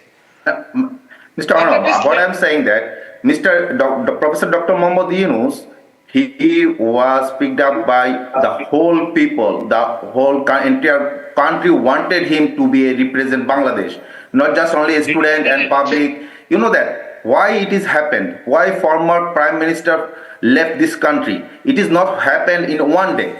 She did lots of things. That's a longer discussion. I will have a discussion on that as well. I've run out of time. But I think today is a good start. I don't want to be cynical about it. But Bangladesh has to do more to continue to win our trust. Ladies and gentlemen, the Congress Soros link is a focus area tonight, and I will start 9 p.m. with 10 questions to the Congress. 10 straight questions when I'm back.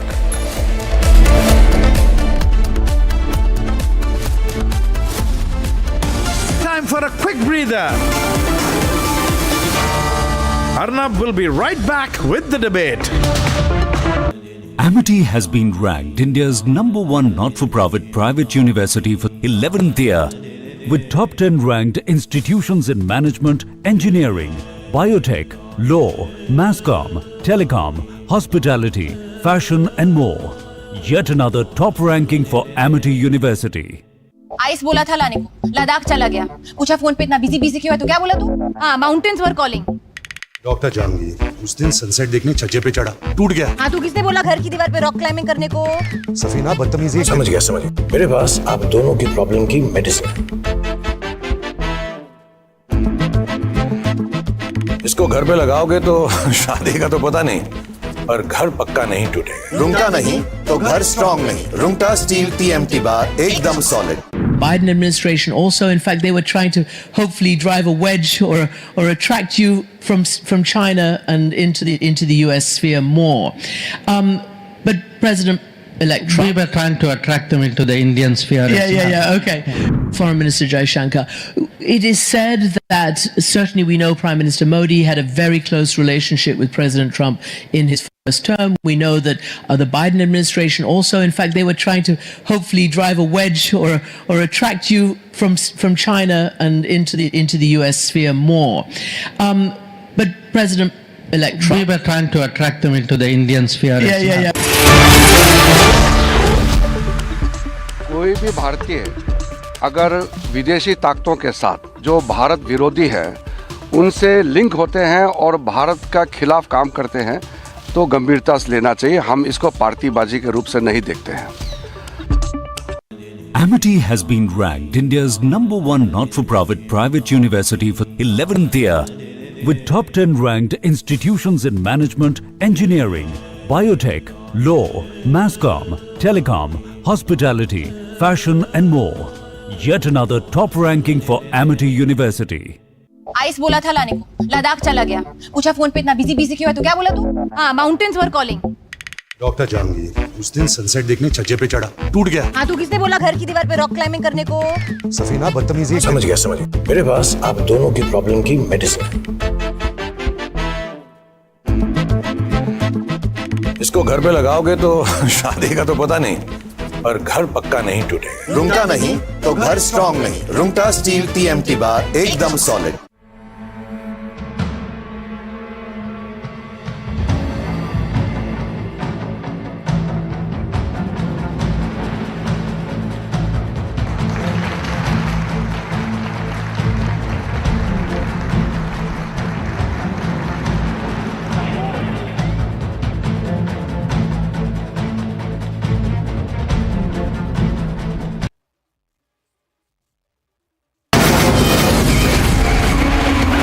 From the Republic Media Network headquarters, it's time for Arnab Goswami on the debate.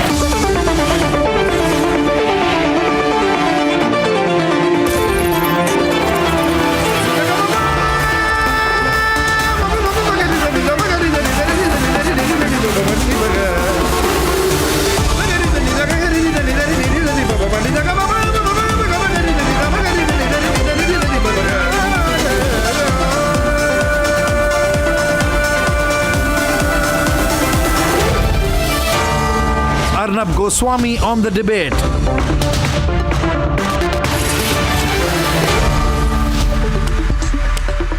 And now for your favorite section, the nation's sharpest opinion. Ladies and gentlemen, the Congress party Soros link has always been spoken about. And I would just want to begin by saying that before I put 10 questions tonight, I want to begin with a broad thought. And the broad thought is this, ladies and gentlemen. Soros is anti-India. Congress is very close to Soros. If Soros is anti-India and the Congress is close to Soros, and the Congress and Soros work together, what does that make the Congress party? I'm not calling them anti-India. You decide for yourself. If your best friend is anti-India and you continue to keep that level of closeness and friendship with that best friend, then what does that make you? There are 10 questions that the Congress party needs to answer tonight. First, is or is not Sonia Gandhi co-president of the Forum of Democratic Leaders in Asia Pacific? Question 2, is this forum financed significantly or entirely or majorly by a man called George Soros? Mallikarjun Kharge, don't run from that question. Answer it. Answer it. Third, is this forum of the view, this forum of which Sonia Gandhi is the co-president, is this forum of which Sonia Gandhi is the co-president of the view that Kashmir is not an integral part of India? And has this forum of which Sonia Gandhi is the co-president via the Pakistanis cheered and campaigned for the idea of Kashmir as an independent nation? you see Mallikarjun Kharge and Shashi Tharoor. As the elder statesmen of the Congress party, you are trying to protect the party leadership from these questions. But Mallikarjun Kharge or Shashi Tharoor must also clarify whether any of them also have very close relationships with Soros. Have you, Mr. Kharge? Did you, Mr. Tharoor? The nation wants to know. Question number 4. Did members of the Rajiv Gandhi Foundation, which received money allegedly from the Chinese embassy as well at one point of time in the past, participate or finance in activities of the Soros-backed FDL? These are specific questions, no running away from this. Question number 5. Since the Congress is now aware of the Soros and the American deep state connections, what did the Congress party do, if anything, to distance itself from the activities of the FDL and the Soros organizations? The presumption in all of this is Soros is anti-India, and it's a good presumption to make. If Soros is anti-India and this is what the Congress is doing, what does this make the Congress? Question number 6. Did the Congress know that their Adani script was written by the OCCRP, which has direct financing from the American deep state and the American government? Question number 7. Did the Congress know that the Pegasus script as well, which was also written and co-written by the OCCRP and published with their name on it, also has financing from the eventual source of the American government State Department? And if they knew and they didn't tell us anything about it, why were they hiding it?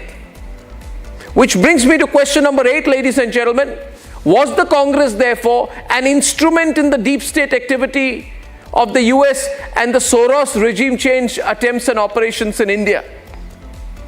Question number 9, unrelated but related. Was a former additional Solicitor General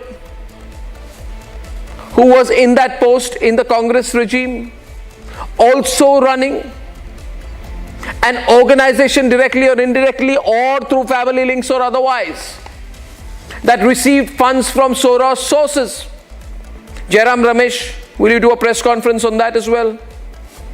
And question number 10 this evening, and this is the whodunit question, viewers. Now let me start with a little story here. When Narendra Modi became Prime Minister of India for the first time in 2014, there was one Congress MP who was wanting to switch over to the BJP. Still tried for 10 years, is still trying. Almost jumped over on a couple of occasions, and some BJP leaders made allegations to that effect.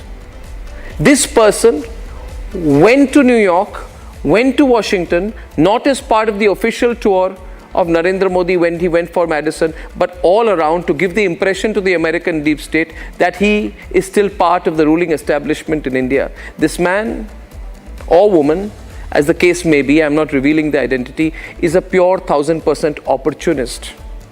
And I believe, according to my sources, this person who I'm not naming has very strong Soros connections. Who is this MP? Which is my question number 10. Is there a specific MP in the Congress party who's very, very, very, very, very close to George Soros and is also involved, unfortunately, in parliamentary panels which are then involved in matters related to defense, national security, foreign policy, strategic affairs?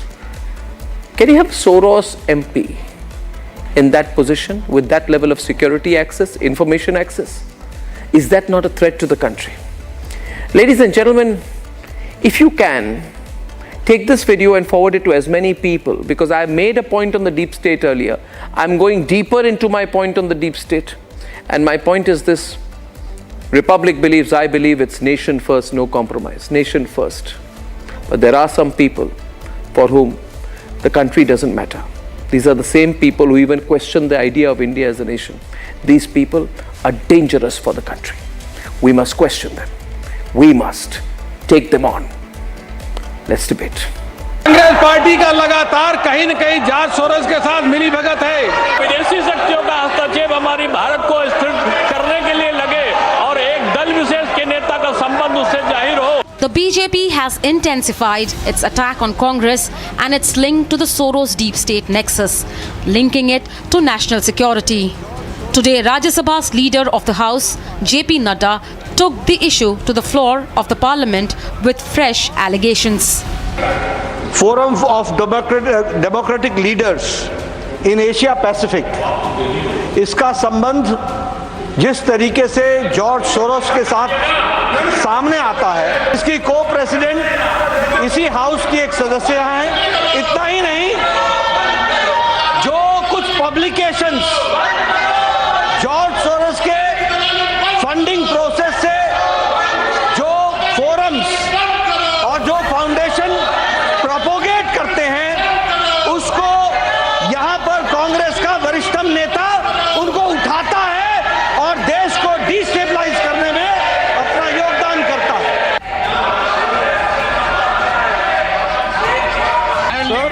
Immediately after the allegations, the entire House descended into chaos as opposition MPs desperately tried to stall Nadda's attack.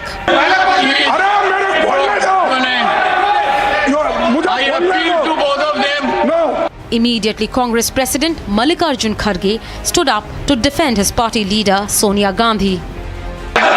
जो leader of the house बोले वो सरासर झूठ है और वो खुद गद्दारी करते हैं और ब्रिटिशों के साथ उनके एजेंट बनकर काम करते हैं। Vice President Dhankar also weighed in on the issue amid massive uproar in the Rajya Sabha. One second.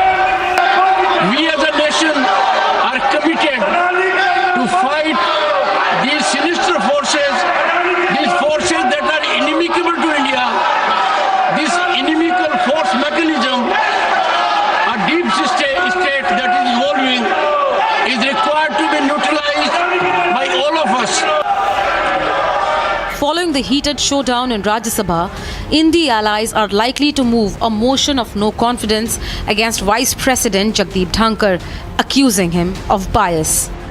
While the House was abruptly adjourned, the BJP took the offensive outside with back-to-back attacks on the Sonia Soros link. एक संस्था है जिसका नाम है forum for democratic leaders in Asia Pacific. अब इसमें 4 लोग सह अध्यक्ष हैं और उसमें एक श्रीमती सोनिया गांधी जी भी हैं। इस फोरम की फंडिंग जॉर्ज सोरस से हो रही है। अगर ऐसे लोगों के साथ आपका संबंध है तो मैं कांग्रेस के शीर्ष नेतृत्व से पूछना चाहता हूं, क्या आपका शीर्ष नेतृत्व देशद्रोहियों के साथ है? Union Minister Kiran Rijiju too up the ante, calling for Congress leaders to raise their voices against the alleged anti-India links for the leaders. ये गंभीर मामला है, इसलिए कांग्रेस पार्टी के जितने नेता हैं, जितने कार्यकर्ता हैं, सबको भी मैं कहना चाहता हूं, अगर उनके पार्टी के भी, कांग्रेस पार्टी के भी कोई भी नेता क्यों ना हो, अगर भारत के खिलाफ लड़ते हैं, ऐसा ताकतों के साथ पाए जाते हैं, लिंक होते हैं, तो उस पर एकजुट होकर के आवाज उठाना चाहिए। Meanwhile, the Congress leaders remain defiant on all the allegations levelled by the BJP, maintaining their stance that Adani was the main issue. This is their new diversionary tactic, that they'll find some reason to divert from the real issue. Who has supplied this proof? And who is giving this evidence? First, let us examine that. इनको मालूम है कि रिश्वतखोर के साथ इनकी दोस्ती है, भ्रष्टाचारियों के साथ भाजपा की दोस्ती है, और वो सदन को ना चलने देकर पूरे सदन और देश को बता रहे हैं कि चाहे जो हो जाए, लोकतंत्र की हत्या हो जाए, लेकिन वो अपने मित्र जो घूसखोर, रिश्वतखोर की बात आ रही है, हम कह रहे हैं चर्चा हो, जेपीसी बने, उसको बचाने के लिए हम सदन तक नहीं चलने देंगे। With BJP taking the gloves off on its deep state allegations against the Congress, this time targeting Sonia Gandhi's direct links to Soros-funded FDL app, the question remains, will the Congress clarify on its US deep state linkages?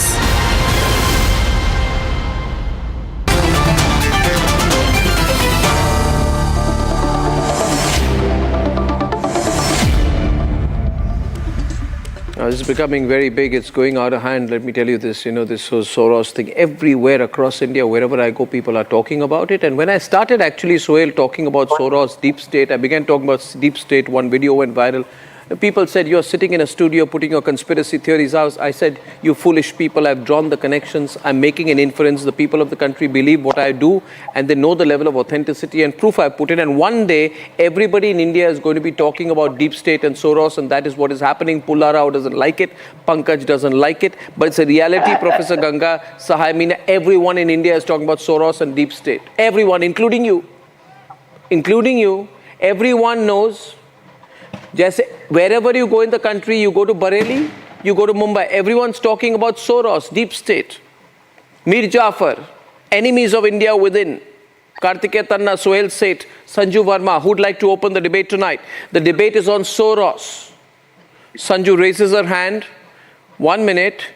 It can't always be you, Sanju. Someone else got to pitch in out here on the other side. Come on, don't tell me you're defensive on the Soros issue. I know. We go first then. I'll let Sohail go first. Yeah, go on. Louder, Sohail. Deeper into the mic. Arnab, debate is on. In your opening remarks, you made it quite clear.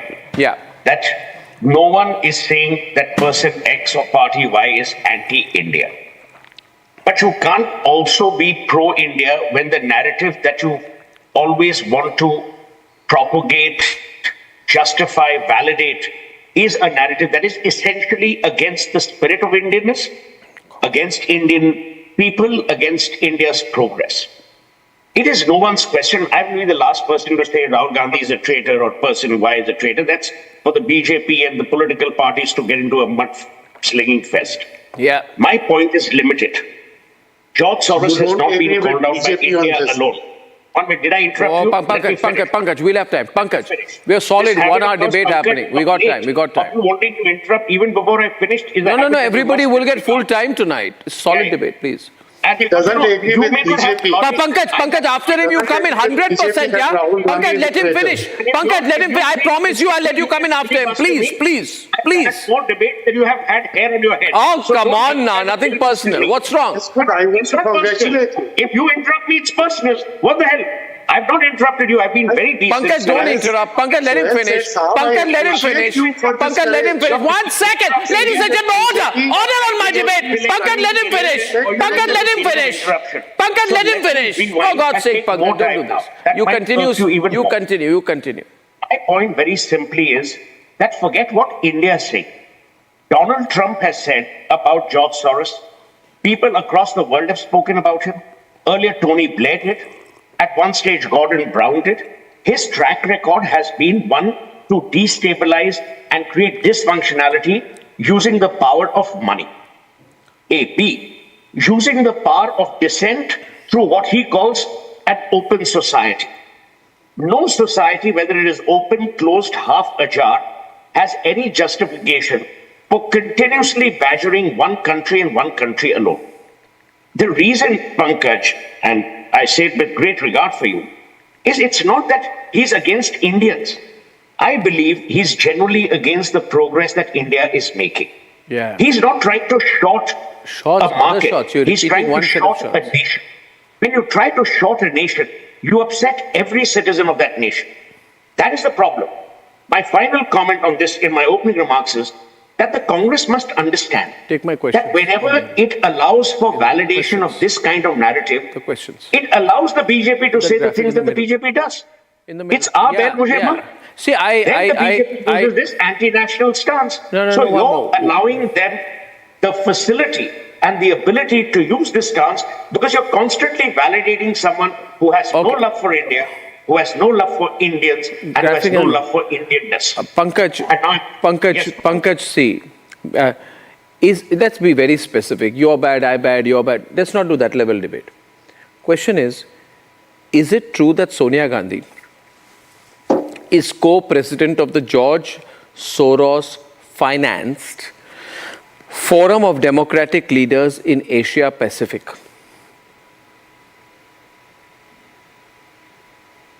Even if she is, what is your objection? You're asking me? What's your objection? Okay, so one minute. Pulla Rao is saying, so what are you saying, Pulla? I'm just saying you made the country has made the deep state a shallow state. Now it's become a cheap state. With George Soros that powerful that we should even give him this place? Is India a banana republic? That some article comes and the country is in turmoil and parliament is this Syria? Is this some other place? Why should we care about George Soros? Pulla. Are you the same Pulla Rao? 1 minute. Are you the same Pulla Rao or a body double? Because there was another person, Pulla Rao, who 2 months back said, we must take every word coming out from America very seriously because an American group called OCCRP has said something about Adani. No, I do.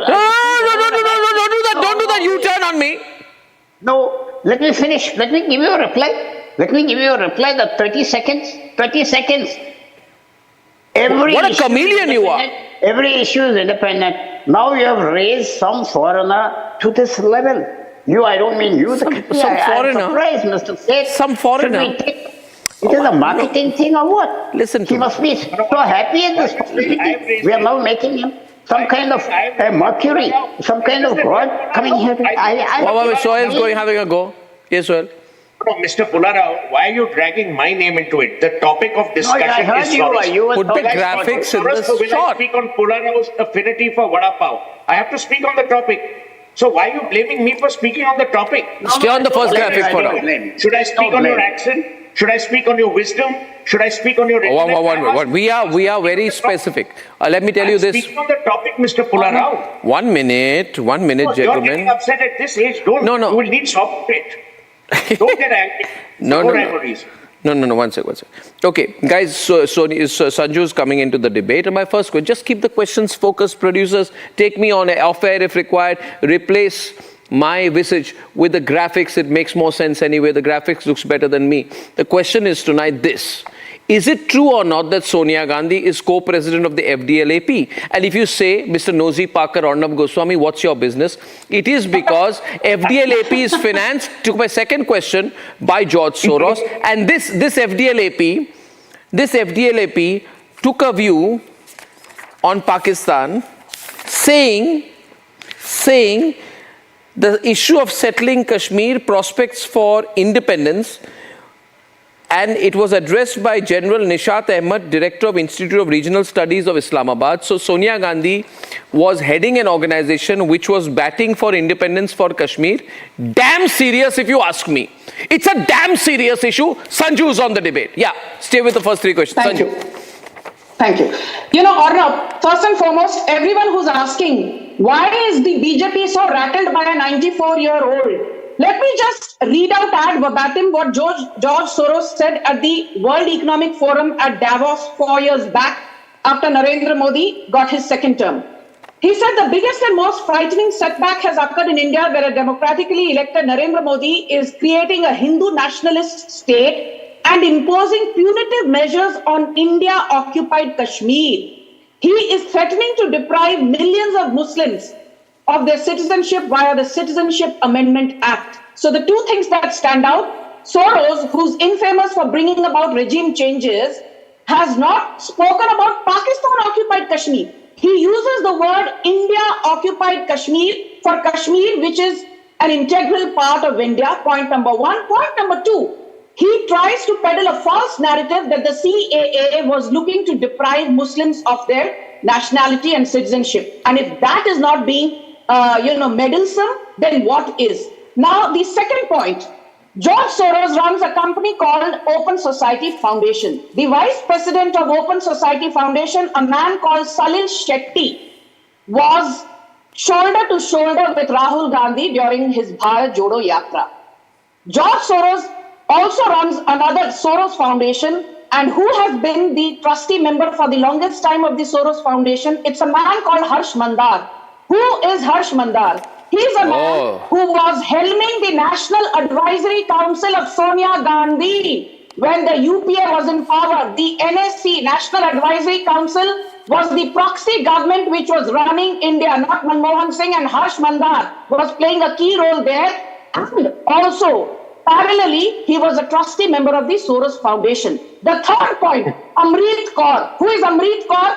Amrit Kaur is the daughter of former Prime Minister Manmohan Singh, and Amrit Kaur continues to be a member trustee of Open Society Foundation, which is basically the key arm of George Soros. The fourth point, Shiv Shankar Menon. He was the National Security Advisor during Manmohan Singh / the Sonia Gandhi regime, and Shiv Shankar Menon continues to be a trustee member of Open Society Foundation, one of the key bodies of the Soros empire. So I have named and shamed people with data, irrefutable data, which points to the fact that the link between Gandhis and Soros is extremely close and dubious for more reasons than one.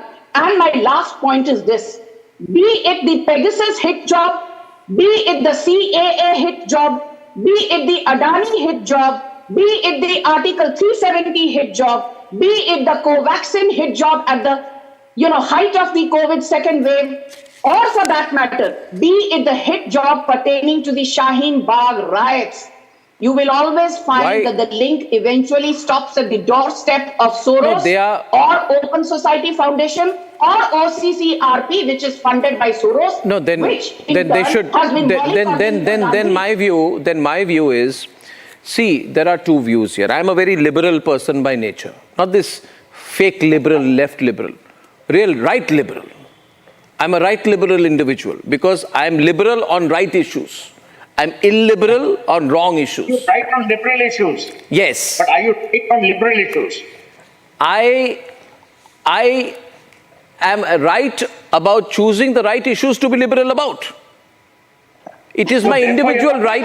Therefore, you're illiberal if you're choosing which liberal issues to be right about. Because liberals... I feel the Uniform Civil Code. I feel the Uniform Civil Code is the issue we must be liberal about. I think triple talaq is something we must be illiberal about. I believe one nation, one poll we need to be liberal about. But these people... change of heart. No, my point is... No, my question here is, Suhail, this is to see if you guys feel, if these guys, Professor Ganga Sai, Meena and Kartikeya Tannar, if you feel there is nothing wrong and, Arnab Goswami is just going on and on, let's say we are friends with Soros, he's our, what do you call it nowadays? Best friends forever, BFF. Soros is our best friend forever, right? Then best financial friend. No, okay, so Soros is your best financial friend forever. BFFF, best financial friend forever. Then say, yes, we are besties. What's your problem? Don't keep saying, why are you raising the issue, right, Kartikeya? Have the guts to come and say, we are besties with Soros. Damn you. Yes. And let's get into a battle. But these guys are, who's Soros? We don't know. Why are you making a big deal of it? Yes. Yeah, Kartik. Yes, Arnab. You get the point. George Soros, another panelist was saying before, so what if Sonia Gandhi is the co-president of FDLAP, which is funded by Soros? Well, Soros, if you don't know the history, if you don't know current affairs, is effectively, I would call him the destabilizer in chief of the world, in a sense. Even in the US, actually, he literally appoints prosecutors. He makes sure he funds campaigns of prosecutors in cities, in major cities. And then those prosecutors essentially go slow on, the actual criminals that are supposed to be prosecuted, and then they go after political opponents. You can see it in just the way how Trump was prosecuted. You see the history of how which prosecutors were involved, and you understand what Soros is up to. Now, okay, what can he do in India? He's not an Indian. He's not in India. He's in America. Well, that's the point. He acts through puppets. And so the question before those defending the Congress is, are the Gandhis puppets of Soros? And if they are not, if they vehemently deny this, then let Sonia Gandhi today resign from FDLAP. Let her resign from that. Let her denounce every position that... Great opportunity. If destabilizer... Yeah, great opportunity. Let Sonia Gandhi... I think that ticker should run. I think that's a question we should put on the grid. Should Sonia Gandhi resign from the FDLAP? Yes. After the Soros revelations. And Arnab, denounce George Soros' goals and missions. Denounce them. Denounce them whole and true. Say that Kashmir is an integral part of India. I do not agree with FDLAP's stand. And even Rahul Gandhi should dissociate from all those, Soros-linked people who joined him on his Bharat Jodo Yatra and all that and say, we have nothing to do with Soros and we will now henceforth have nothing to do with George Soros or his cronies whatsoever. Then we can actually agree with the other panelists who said, yeah, so what? George Soros can keep saying whatever he does. If he has no puppets in India to exercise his agenda, then we're safe. Let him bark whatever he wants to from abroad. Yeah, so what's the link out here? And it's a matter that has become quite serious because you see what has happened, Professor Ganga Sahimina. People of India nowadays, because of communications, links, media, conversation like this, these are not restricted conversations. These become very public conversations. The assumption among a set of people in Lutyens, Delhi is that these conversations only happen in certain quote-unquote informed and elite circles, but no longer the case. Soros has become the face of anti-India forces, and therefore anyone with connections to Soros is going to be seen with a large amount of cynicism and distrust. So it is not something that will be restricted to university campuses, it's a public conversation, and I think it's important for everyone linked to Soros to come clean about it. What was the link? Was it a financial link? Was there money that changed hands directly or indirectly? If so, how much money changed hands? Did it happen through indirect sources? Did it happen directly? Did it happen through like Open Society Foundation? Did it happen through Omedia Foundation? Did it happen through some other grant-giving body? Right? In the interest of transparency, wouldn't that be great, Professor? Let's reveal all our Soros links. Arnab ji, you may have read one of the Gandhiji's Jantar.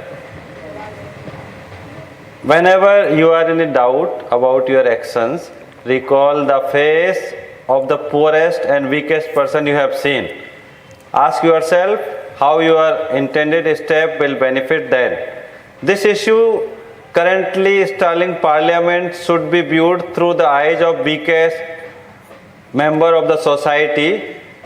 The 140 crore people of the country collectively elected representatives and formed a government. Yet many of we now feel betrayed. The opposition is demanding a discussion on a specific issue, while the ruling party seems afraid of such a discussion and is introducing a new diversion. No, but the solution is very simple.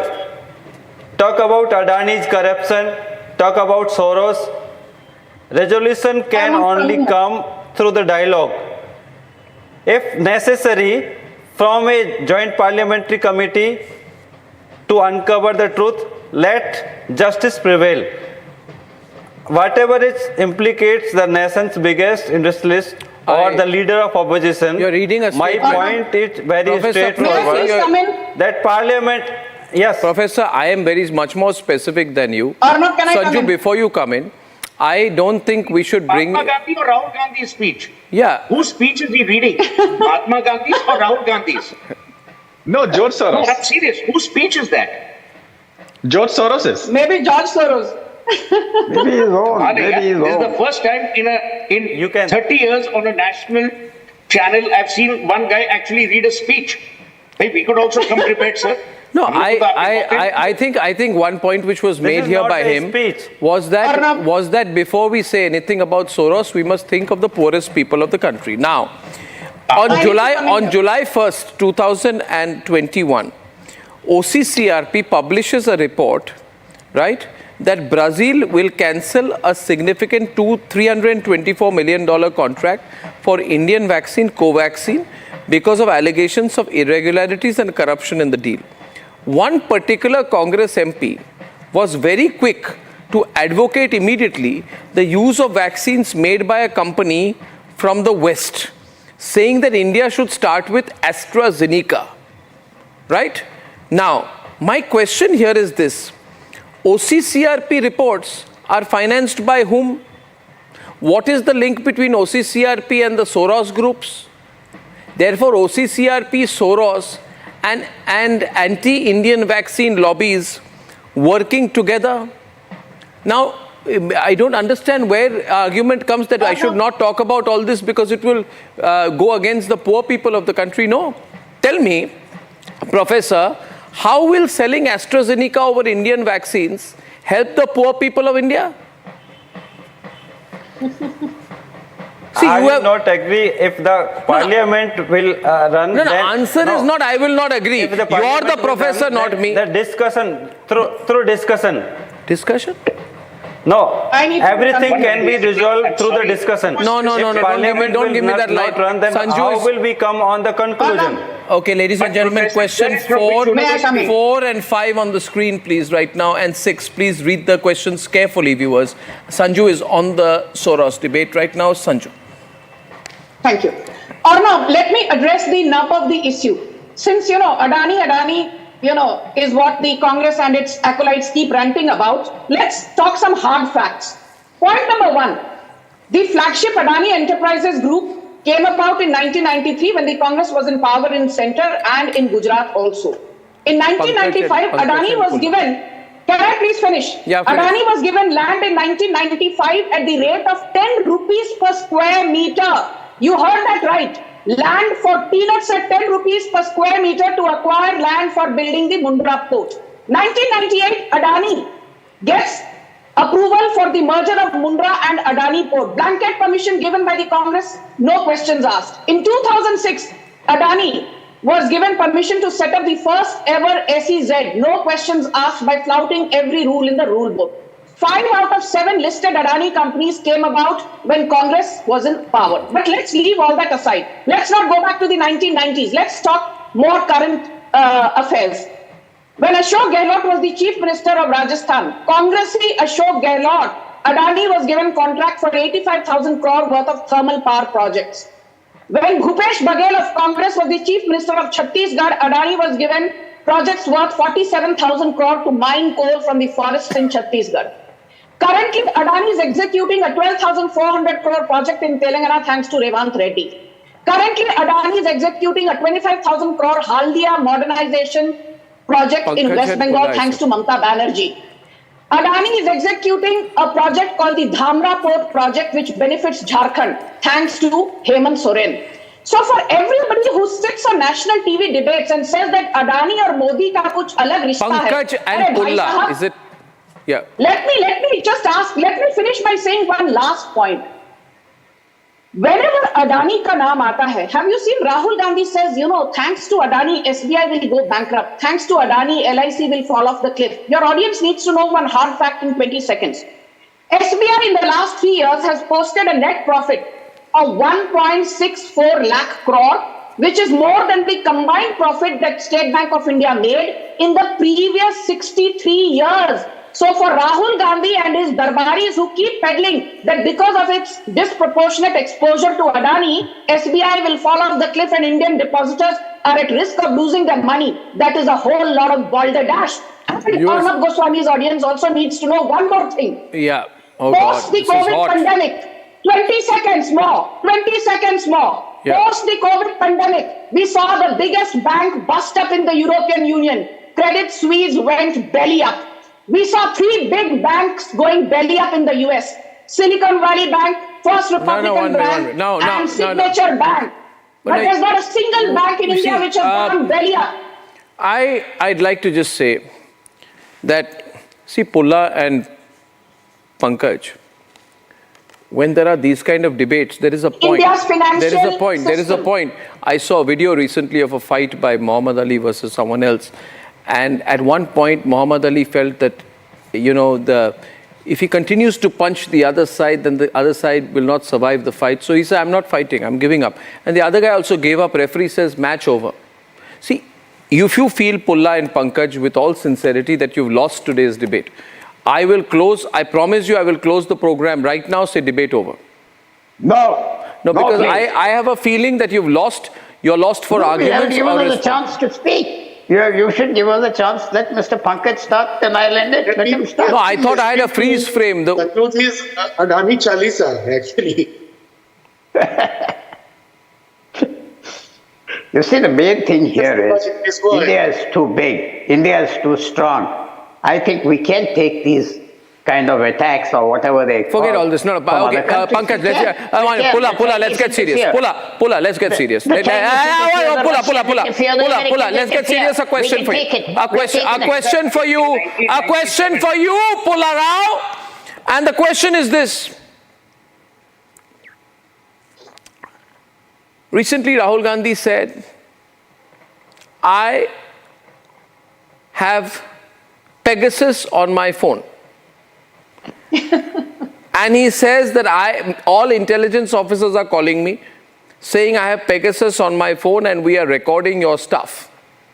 Now, I don't know what Rahul Gandhi is afraid about what people will listen to on his phone. But I also don't know whether the intelligence officers who called him were from India or from the United States, more likely United States. But my question to you is this. Would you acknowledge today, Pulla, with the information that we have, that only Uncle Soros could have authored the information that Rahul Gandhi was referring to, because the OCCRP is funded by Soros and the State Department, and Rahul Gandhi had that as a single source on his Adani issue. You realize how badly cornered you guys are? I'll make one submission to you. The power of such people like Soros is the publicity he genders. He has got so much publicity in the last 2 days. I can tell you, we have made him more powerful. He must be thinking, what has happened to me? He has not, whoever he is, whatever he is, our organs, our agencies must protect the country. That's what they paid for. If he's doing something wrong, what is the foreigners fund, but FRCA for? Arrest them, do it. What are the agencies doing? And the country is talking about him. Facile argument, you've really lost the debate. Is Pulla Rao aware of George Soros? Is Pulla Rao aware what George Soros did with currency? Rahul Gandhi का हिसाब होगा, P Chidambaram का हिसाब होगा, केजरीवाल का हिसाब होगा, एक का हिसाब होगा. हिसाब होगा, she says, and Pankaj responds. का हिसाब होगा, एक का हिसाब होगा, चिंता मत करिए. अडानी का हिसाब नहीं होगा, बाकी सबका हिसाब होगा, सिर्फ अडानी का हिसाब नहीं होगा. अडानी जी के पीछे पूरी सरकार खड़ी रहेगी. अडानी के पीछे शर्मा जी की पार्टी का 47,000 projects were given by Bhupesh to Adani. 12,500 crore का contract. I think that Arnab, India is too big a country. We are giving publicity to everybody around the world. Somebody does well. George Soros has been on this for years, yeah. If you don't know about George Soros, why are you allowing your intellectual innocence to blossom? We know enough about George Soros. I don't need you to lecture. We know enough about him. No, 1 minute. Karthik and Sway. Listen. No, this is like saying that, Arnab, what can Octavio Quattrocchi do to hurt the country? Just one man, Octavio Quattrocchi, one company, Bofors. What's the big deal? Why did a government fall over it? It's a big deal, yeah. I need to ask one simple question. It's a big deal, whether you like it or not. It's a big deal. Correct. Pulla Rao, Europe, right? Because their designs are extremely Pulla Rao, should I announce game, set, match, series over? Should I call off this round? Have you lost the debate? Do you still concede you lost the debate? Out of compassion, I would ask you to terminate the program. I still want my time. We have not lost. All I'm saying is, why you're aggrandizing this man? India is too strong. I am not, but I want to know. You remember one thing. 1 minute. Karthik is on the debate. Karthik hits back. Karthik, go on, Karthik. See, Arnab, 20 seconds. Go on. Does this I'll give you 21. Know that George Soros was responsible for breaking the British pound a few decades ago? Yeah. Number one. Number two, it's not George Soros alone. He's not a lone wolf. I said it and I repeat it again. George Soros acts in these countries through local agents. The question is, do the Gandhis want to be seen as local agents or not? And if not, then let them denounce everything, every link to George Soros. No, I have a different question. On the eve of the 2024 elections, I had done a program that there is a report by OpenAI that reveals that an Israeli firm is involved in doing certain anti-BJP messaging. The question was, which foreign entity was financing the Israeli firm? Why would an Israeli firm which is, by the way, anti-Qatar and pro-Israel, have an interest in being anti-BJP. Now, this question, along with the fact that did the Rajiv Gandhi Foundation get crores of rupees from the Chinese embassy, are as relevant as why did Rahul Gandhi meet Ilhan Omar and why did Rahul Gandhi meet Donald Lu of the US Regime Change Department or meet Samantha Power on a trip to Central Asia. These are very relevant. These are very relevant. And also, Arnab, the statements Rahul Gandhi made in US, especially on Sikhs, it's not too long ago. Remember that. Yeah. Why did he make those statements? Pretty Sikhs are not able to worship in this country. Why did he make those statements? You see, government... On US soil. Yeah, Pankaj. The nation. Yeah, Pankaj. Please also tell the nation that Soros Foundation has given only 5, 6, 7 rupees for Indian activities, which is only 0.02% of its. One minute. One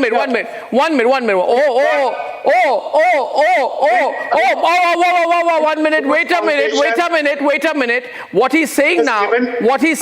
Colleges and universities. I understood your argument. Pankaj, 1 minute, Sanju. What he has just said, I thought that Pankaj would say, we've never taken money. What he's saying is, we've got money, but we haven't got enough money. How can you talk? Vinayak, agri-processing got the money. You want more money from Soros? You want him to give you more money? Hospitals are getting the money. Whose hospitals are those? You want more money from Soros? And Samantha Power, when she came here in India in 2022 in July. Did Samantha Power meet Rahul Gandhi in Uzbekistan or somewhere? Did Samantha Power meet Rahul Gandhi in Uzbekistan or somewhere? Just a question. Why did she meet, if she met? Why did people met her in India when she came here? Government officials can meet government officials. Why would all of them are traitors? This is getting very shady. Can I please come in here? It's like asking, so what if Rahul Gandhi signed an MOU with the Chinese? Well, Indian government also meets the Chinese. Like what? One was audio, please. Karthik has laid out bare for you. George Soros has had a history of destabilizing successful economies. A. B. George Soros has had a history of, forget being anti-India. He has taken a polarized position against all Indian interests, including Indian-occupied Kashmir. Would you want to associate with that man publicly, especially when you're an opposition party which has had a great lineage in the freedom struggle and through the years in India? Would you want that? Right. It's a simple question. No one is asking for... Rahul Gandhi or Sonia Gandhi. Sanju. Philosophy. Sohail and Sanju. We are asking you a simple question. This man has always had an anti-India tirade. He does not believe in India's Akhandata. He does not believe in India's economy. He's a destabilizer. His past track record has been very bad. Would you like to associate with this kind of man? Simple. It's not about whether he's powerful, whether he's Pulu Rao, whether he's Pankaj, whether he's Sanju Verma. That's irrelevant. All I'm asking is a simple question. When you have so many stopping the government to take legal action against Pulu Rao is my friend. Why should Rahul Gandhi have to say George Soros is my friend? That's the limited question. Yeah. Arnab, can I please come in? Yeah. When did he say this, that Soros is my friend? Yeah. You know, this is... you have debates. One minute. Of doubt. Hate your opponents. That's it. No. Yeah, Sanju and Pulla. We need that debate. We need that debate in Parliament. The end of all of this is we need that debate in Parliament. I don't understand what is wrong with Arnab. Why can't you moderate the debate? I also haven't understood what is wrong with me. I've been trying to find out for a long time. I'm pretty happy the way I am. Can you moderate the debate and can I please make a last final... That's all I've done for the last 20 years of my life. I've only been trying to moderate debates. I continue my attempts. Now Sanjuji wants to teach you how to moderate a debate. That's all. Unlike you, I'm always open to suggestions from everyone except George Soros. Okay. I have one very important question here, Arnab. This is a statement made by Amit Shah, the Union Home Minister, on the floor of the Parliament. And I'm saying this very responsibly because nobody's raised this on any debate. Amit Shah has said that between 2015 and 2019, for about 4 years, Rahul Gandhi, without the SPG, without any central security agencies who are supposed to look after his well-being and security on foreign soil, he visited foreign countries how many times in these 4 years, 2015 to 2019? 247 times. This is 62 I don't believe this. a year. I don't. 247 foreign trips. 247 foreign trips. By Amit Shah. This How is does he my have so statement much by Amit money? Shah. Let me finish. Arnab, can I please What finish? class is Not and don't heckle. He's going to that Ila Umar, whatever that lady is. He's meeting. Can I please he's complete meeting what I was saying, intellectuals. Arnab Goswami? That's an important That is point. Sohail Suhail, said, can I not please me. finish? Suhail, can I please No, finish? I'm saying he's So meeting Rahul- intellectuals. He's going to Pula, Harvard University. He's going to all the places where Pula has taught. So he's going to all those big Okay, let me places. just He finish. must be allowed that. Let me finish what I was saying. Rahul Gandhi visited foreign countries 247 times a year. 247 times in those 4 years, which is 62 times a year, which is 5 times every month, which is 1 overseas trip every week. 1 overseas trip My every God. week, 5 overseas trips every month, 62 overseas trips every year, and 247 overseas trips in 4 years. What? Is this true? भाई क्या करने जाते थे? क्या करने जाते थे? This is a statement by Amit Shah without taking the SPG. That sounds dubious. That sounds suspicious. And if you can't still wake up and smell the coffee, Mr. Sharma and Pulla Rao, there is something seriously wrong with you. You've abandoned even the basic iota of common sense that I would like to credit you with. Mr. Gandhi can defend himself very well, and he defends 247 times in 4 years. defend his personal traits because in 4 this is years. business. What we are discussing here is we need a debate in Every Parliament to single clear year. the air. 5 We foreign need a trips debate. every single month. Let them 1 debate. foreign trip Let them every bring out all single these week. facts. Why worry Where about was the Rahul facts? Gandhi going? What exactly was he doing? Does he have a second career in an These are airline? questions that Does he have a need to be second answered. career in an airline? No, No, and my last point is this. My last point, there is a company Very worrying, very called worrying. Let the facts come out. Let the facts come There's out. a company called Why stall Apsada Parliament anyone? Investments. Let the debate Who be there. owns We'll know all the Apsada facts. Investments? All these Pata facts can be lagaiye. stated. George Soros Public will has have a chance invested to more than understand $200 what is what. million in Apsada Investments, which basically funds the Gandhis. The name of the company is APSADA. Apsada Investments. George Soros put in $200 million. Apsada Investments, is it a front for the Gandhis? Let Arnab Goswami and his team find out. No. What happened to your? What about the government's deep state? You can't find out. Government should find out. You can't Not find Mr. out, Arnab's Sanju, team. where he went for 247 foreign. Government is doing what needs to be done. Yeah. मैंने कहा सबका Sanju, Sohail. Rahul One Gandhi minute, का भी Sanju. Sohail, The Sohail. BJP keeps saying Rahul Gandhi has gone there, Rahul Gandhi has gone here, Rahul Gandhi has gone there. Tell me, they have RNAW people in all the countries. Yeah. Supposed to allow an SPG protectee to go without SPG. Yeah. You think the government is so dumb? And if they are, Everyone then on. we need to worry about that more than about Soros. I refuse to accept that the government of India does not know the whereabouts of Rahul Gandhi when he's abroad. Maybe they I know. refuse to Maybe they use it as a lever. God knows what is going on. So let's be factual. Whether he goes abroad or not is irrelevant. What is very relevant, Arnab, is the fact that the Congress, even when this tirade is going on in Parliament, not one person has stood up and said we have nothing to do with George Soros. No, never. That is the moot point. No, how many times Rahul Moot Gandhi point. That is very, very relevant. So everybody is second disagree with guessing Sohail the on royal this. family. And ladies and gentlemen, No one wants to bell the cat. the cat will be belled. There are many bells and many Don't cats. worry. The BJP will bell the cat. And I disagree with Sohail when he says how many times Rahul Gandhi goes overseas is not relevant. It is relevant. Okay, And the viewers, now BJP this will- Soros storm, you know what's going to happen is, You know about it. it's If it's relevant, you find out where he's gone. Why can you always Yeah, we will go. Put out a white paper on it. Have a conspiracy theory. Don't worry. भाई, वो We will party का release पता नहीं किसको every मिला है। single piece of Find out. information If you're worried that about India's who is speaking, citizens find need out to who know is about the speaking. Gandhis. If Arnab चिंता मत is करिए। my louder, Sohail. एक चीज leader सामने है। and Arnab goes to Noida, I'd be worried. Why is he going to Noida? Is he going to Noida to meet Mayawati? Is he going to meet Yogi? Is he going to meet whoever? But if I'm not interested in Arnab, I will find out. So if the BJP is interested in Rahul Gandhi, let them find out. I've never even met Mayawati. What are you talking about? And I only go to my studio and home and back. I have a pretty boring life. I'm not a high flyer like you. Ladies and gentlemen, Soros! The nation wants to know. The nation wants to know why the Congress party can't deny its links with Soros. Just deny it. I'll stop doing debates. I have better things to do. But deny it, for God's sake, deny. Mallikarjun Kharge or call me for an interview. Arnab, resign yes. from FDLAP. And resign from FDLAP. What is there in that organization? Because forget Soros. FDLAP made a statement or even if you say, which is against India. Yeah. Resign from FDLAP. Resign, or say that this was all a big mistake. I will reveal what agreement I had with the Chinese. I will dissociate from Soros. I will turn over a new leaf. And then we'll stop doing debates on this. Ladies and gentlemen, for now, with a promise to see you tomorrow sharp, 8 to 10 p.m. and beyond. Good night and goodbye.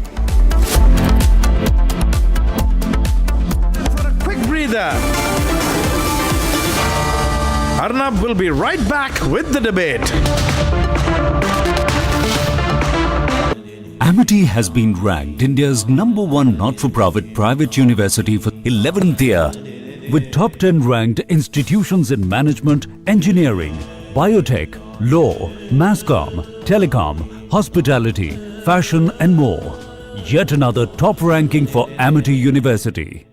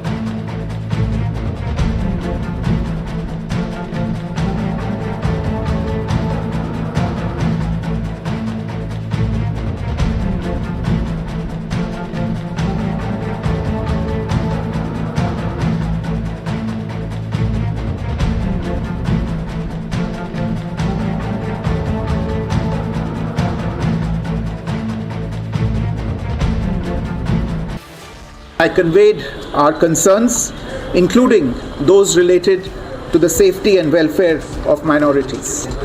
We also discussed some regrettable incidents of attacks on cultural, religious, and diplomatic properties. We expect overall a constructive approach on all these issues by the Bangladesh authorities. Amity has been ranked India's #1 not-for-profit private university for 11th year, with top 10 ranked institutions in management, engineering, biotech, law, masscom, telecom, hospitality, fashion and more. Yet another top ranking for Amity University.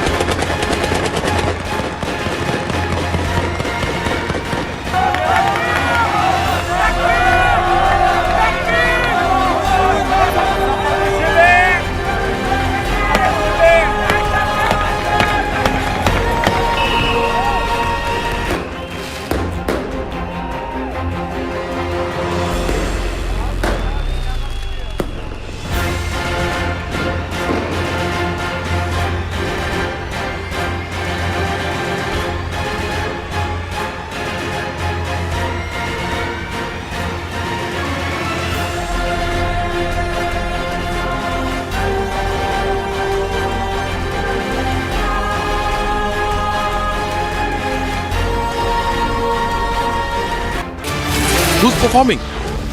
So the one who performs and the one who can show the door to Narendra Modi ji and BJP is Mamata Banerjee. So you also analyze and you'll know that there was nobody better than Mamata Banerjee to lead the nation.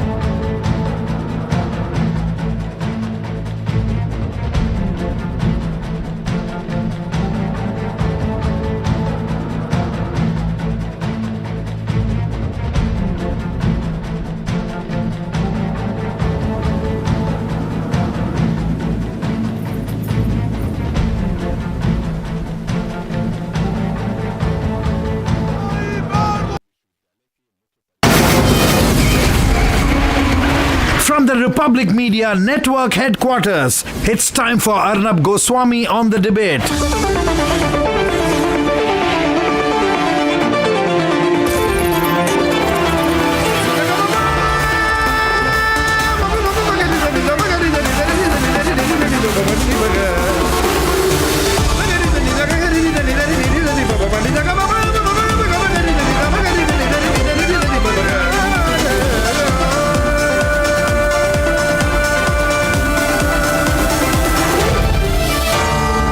Arnab Goswami on the debate.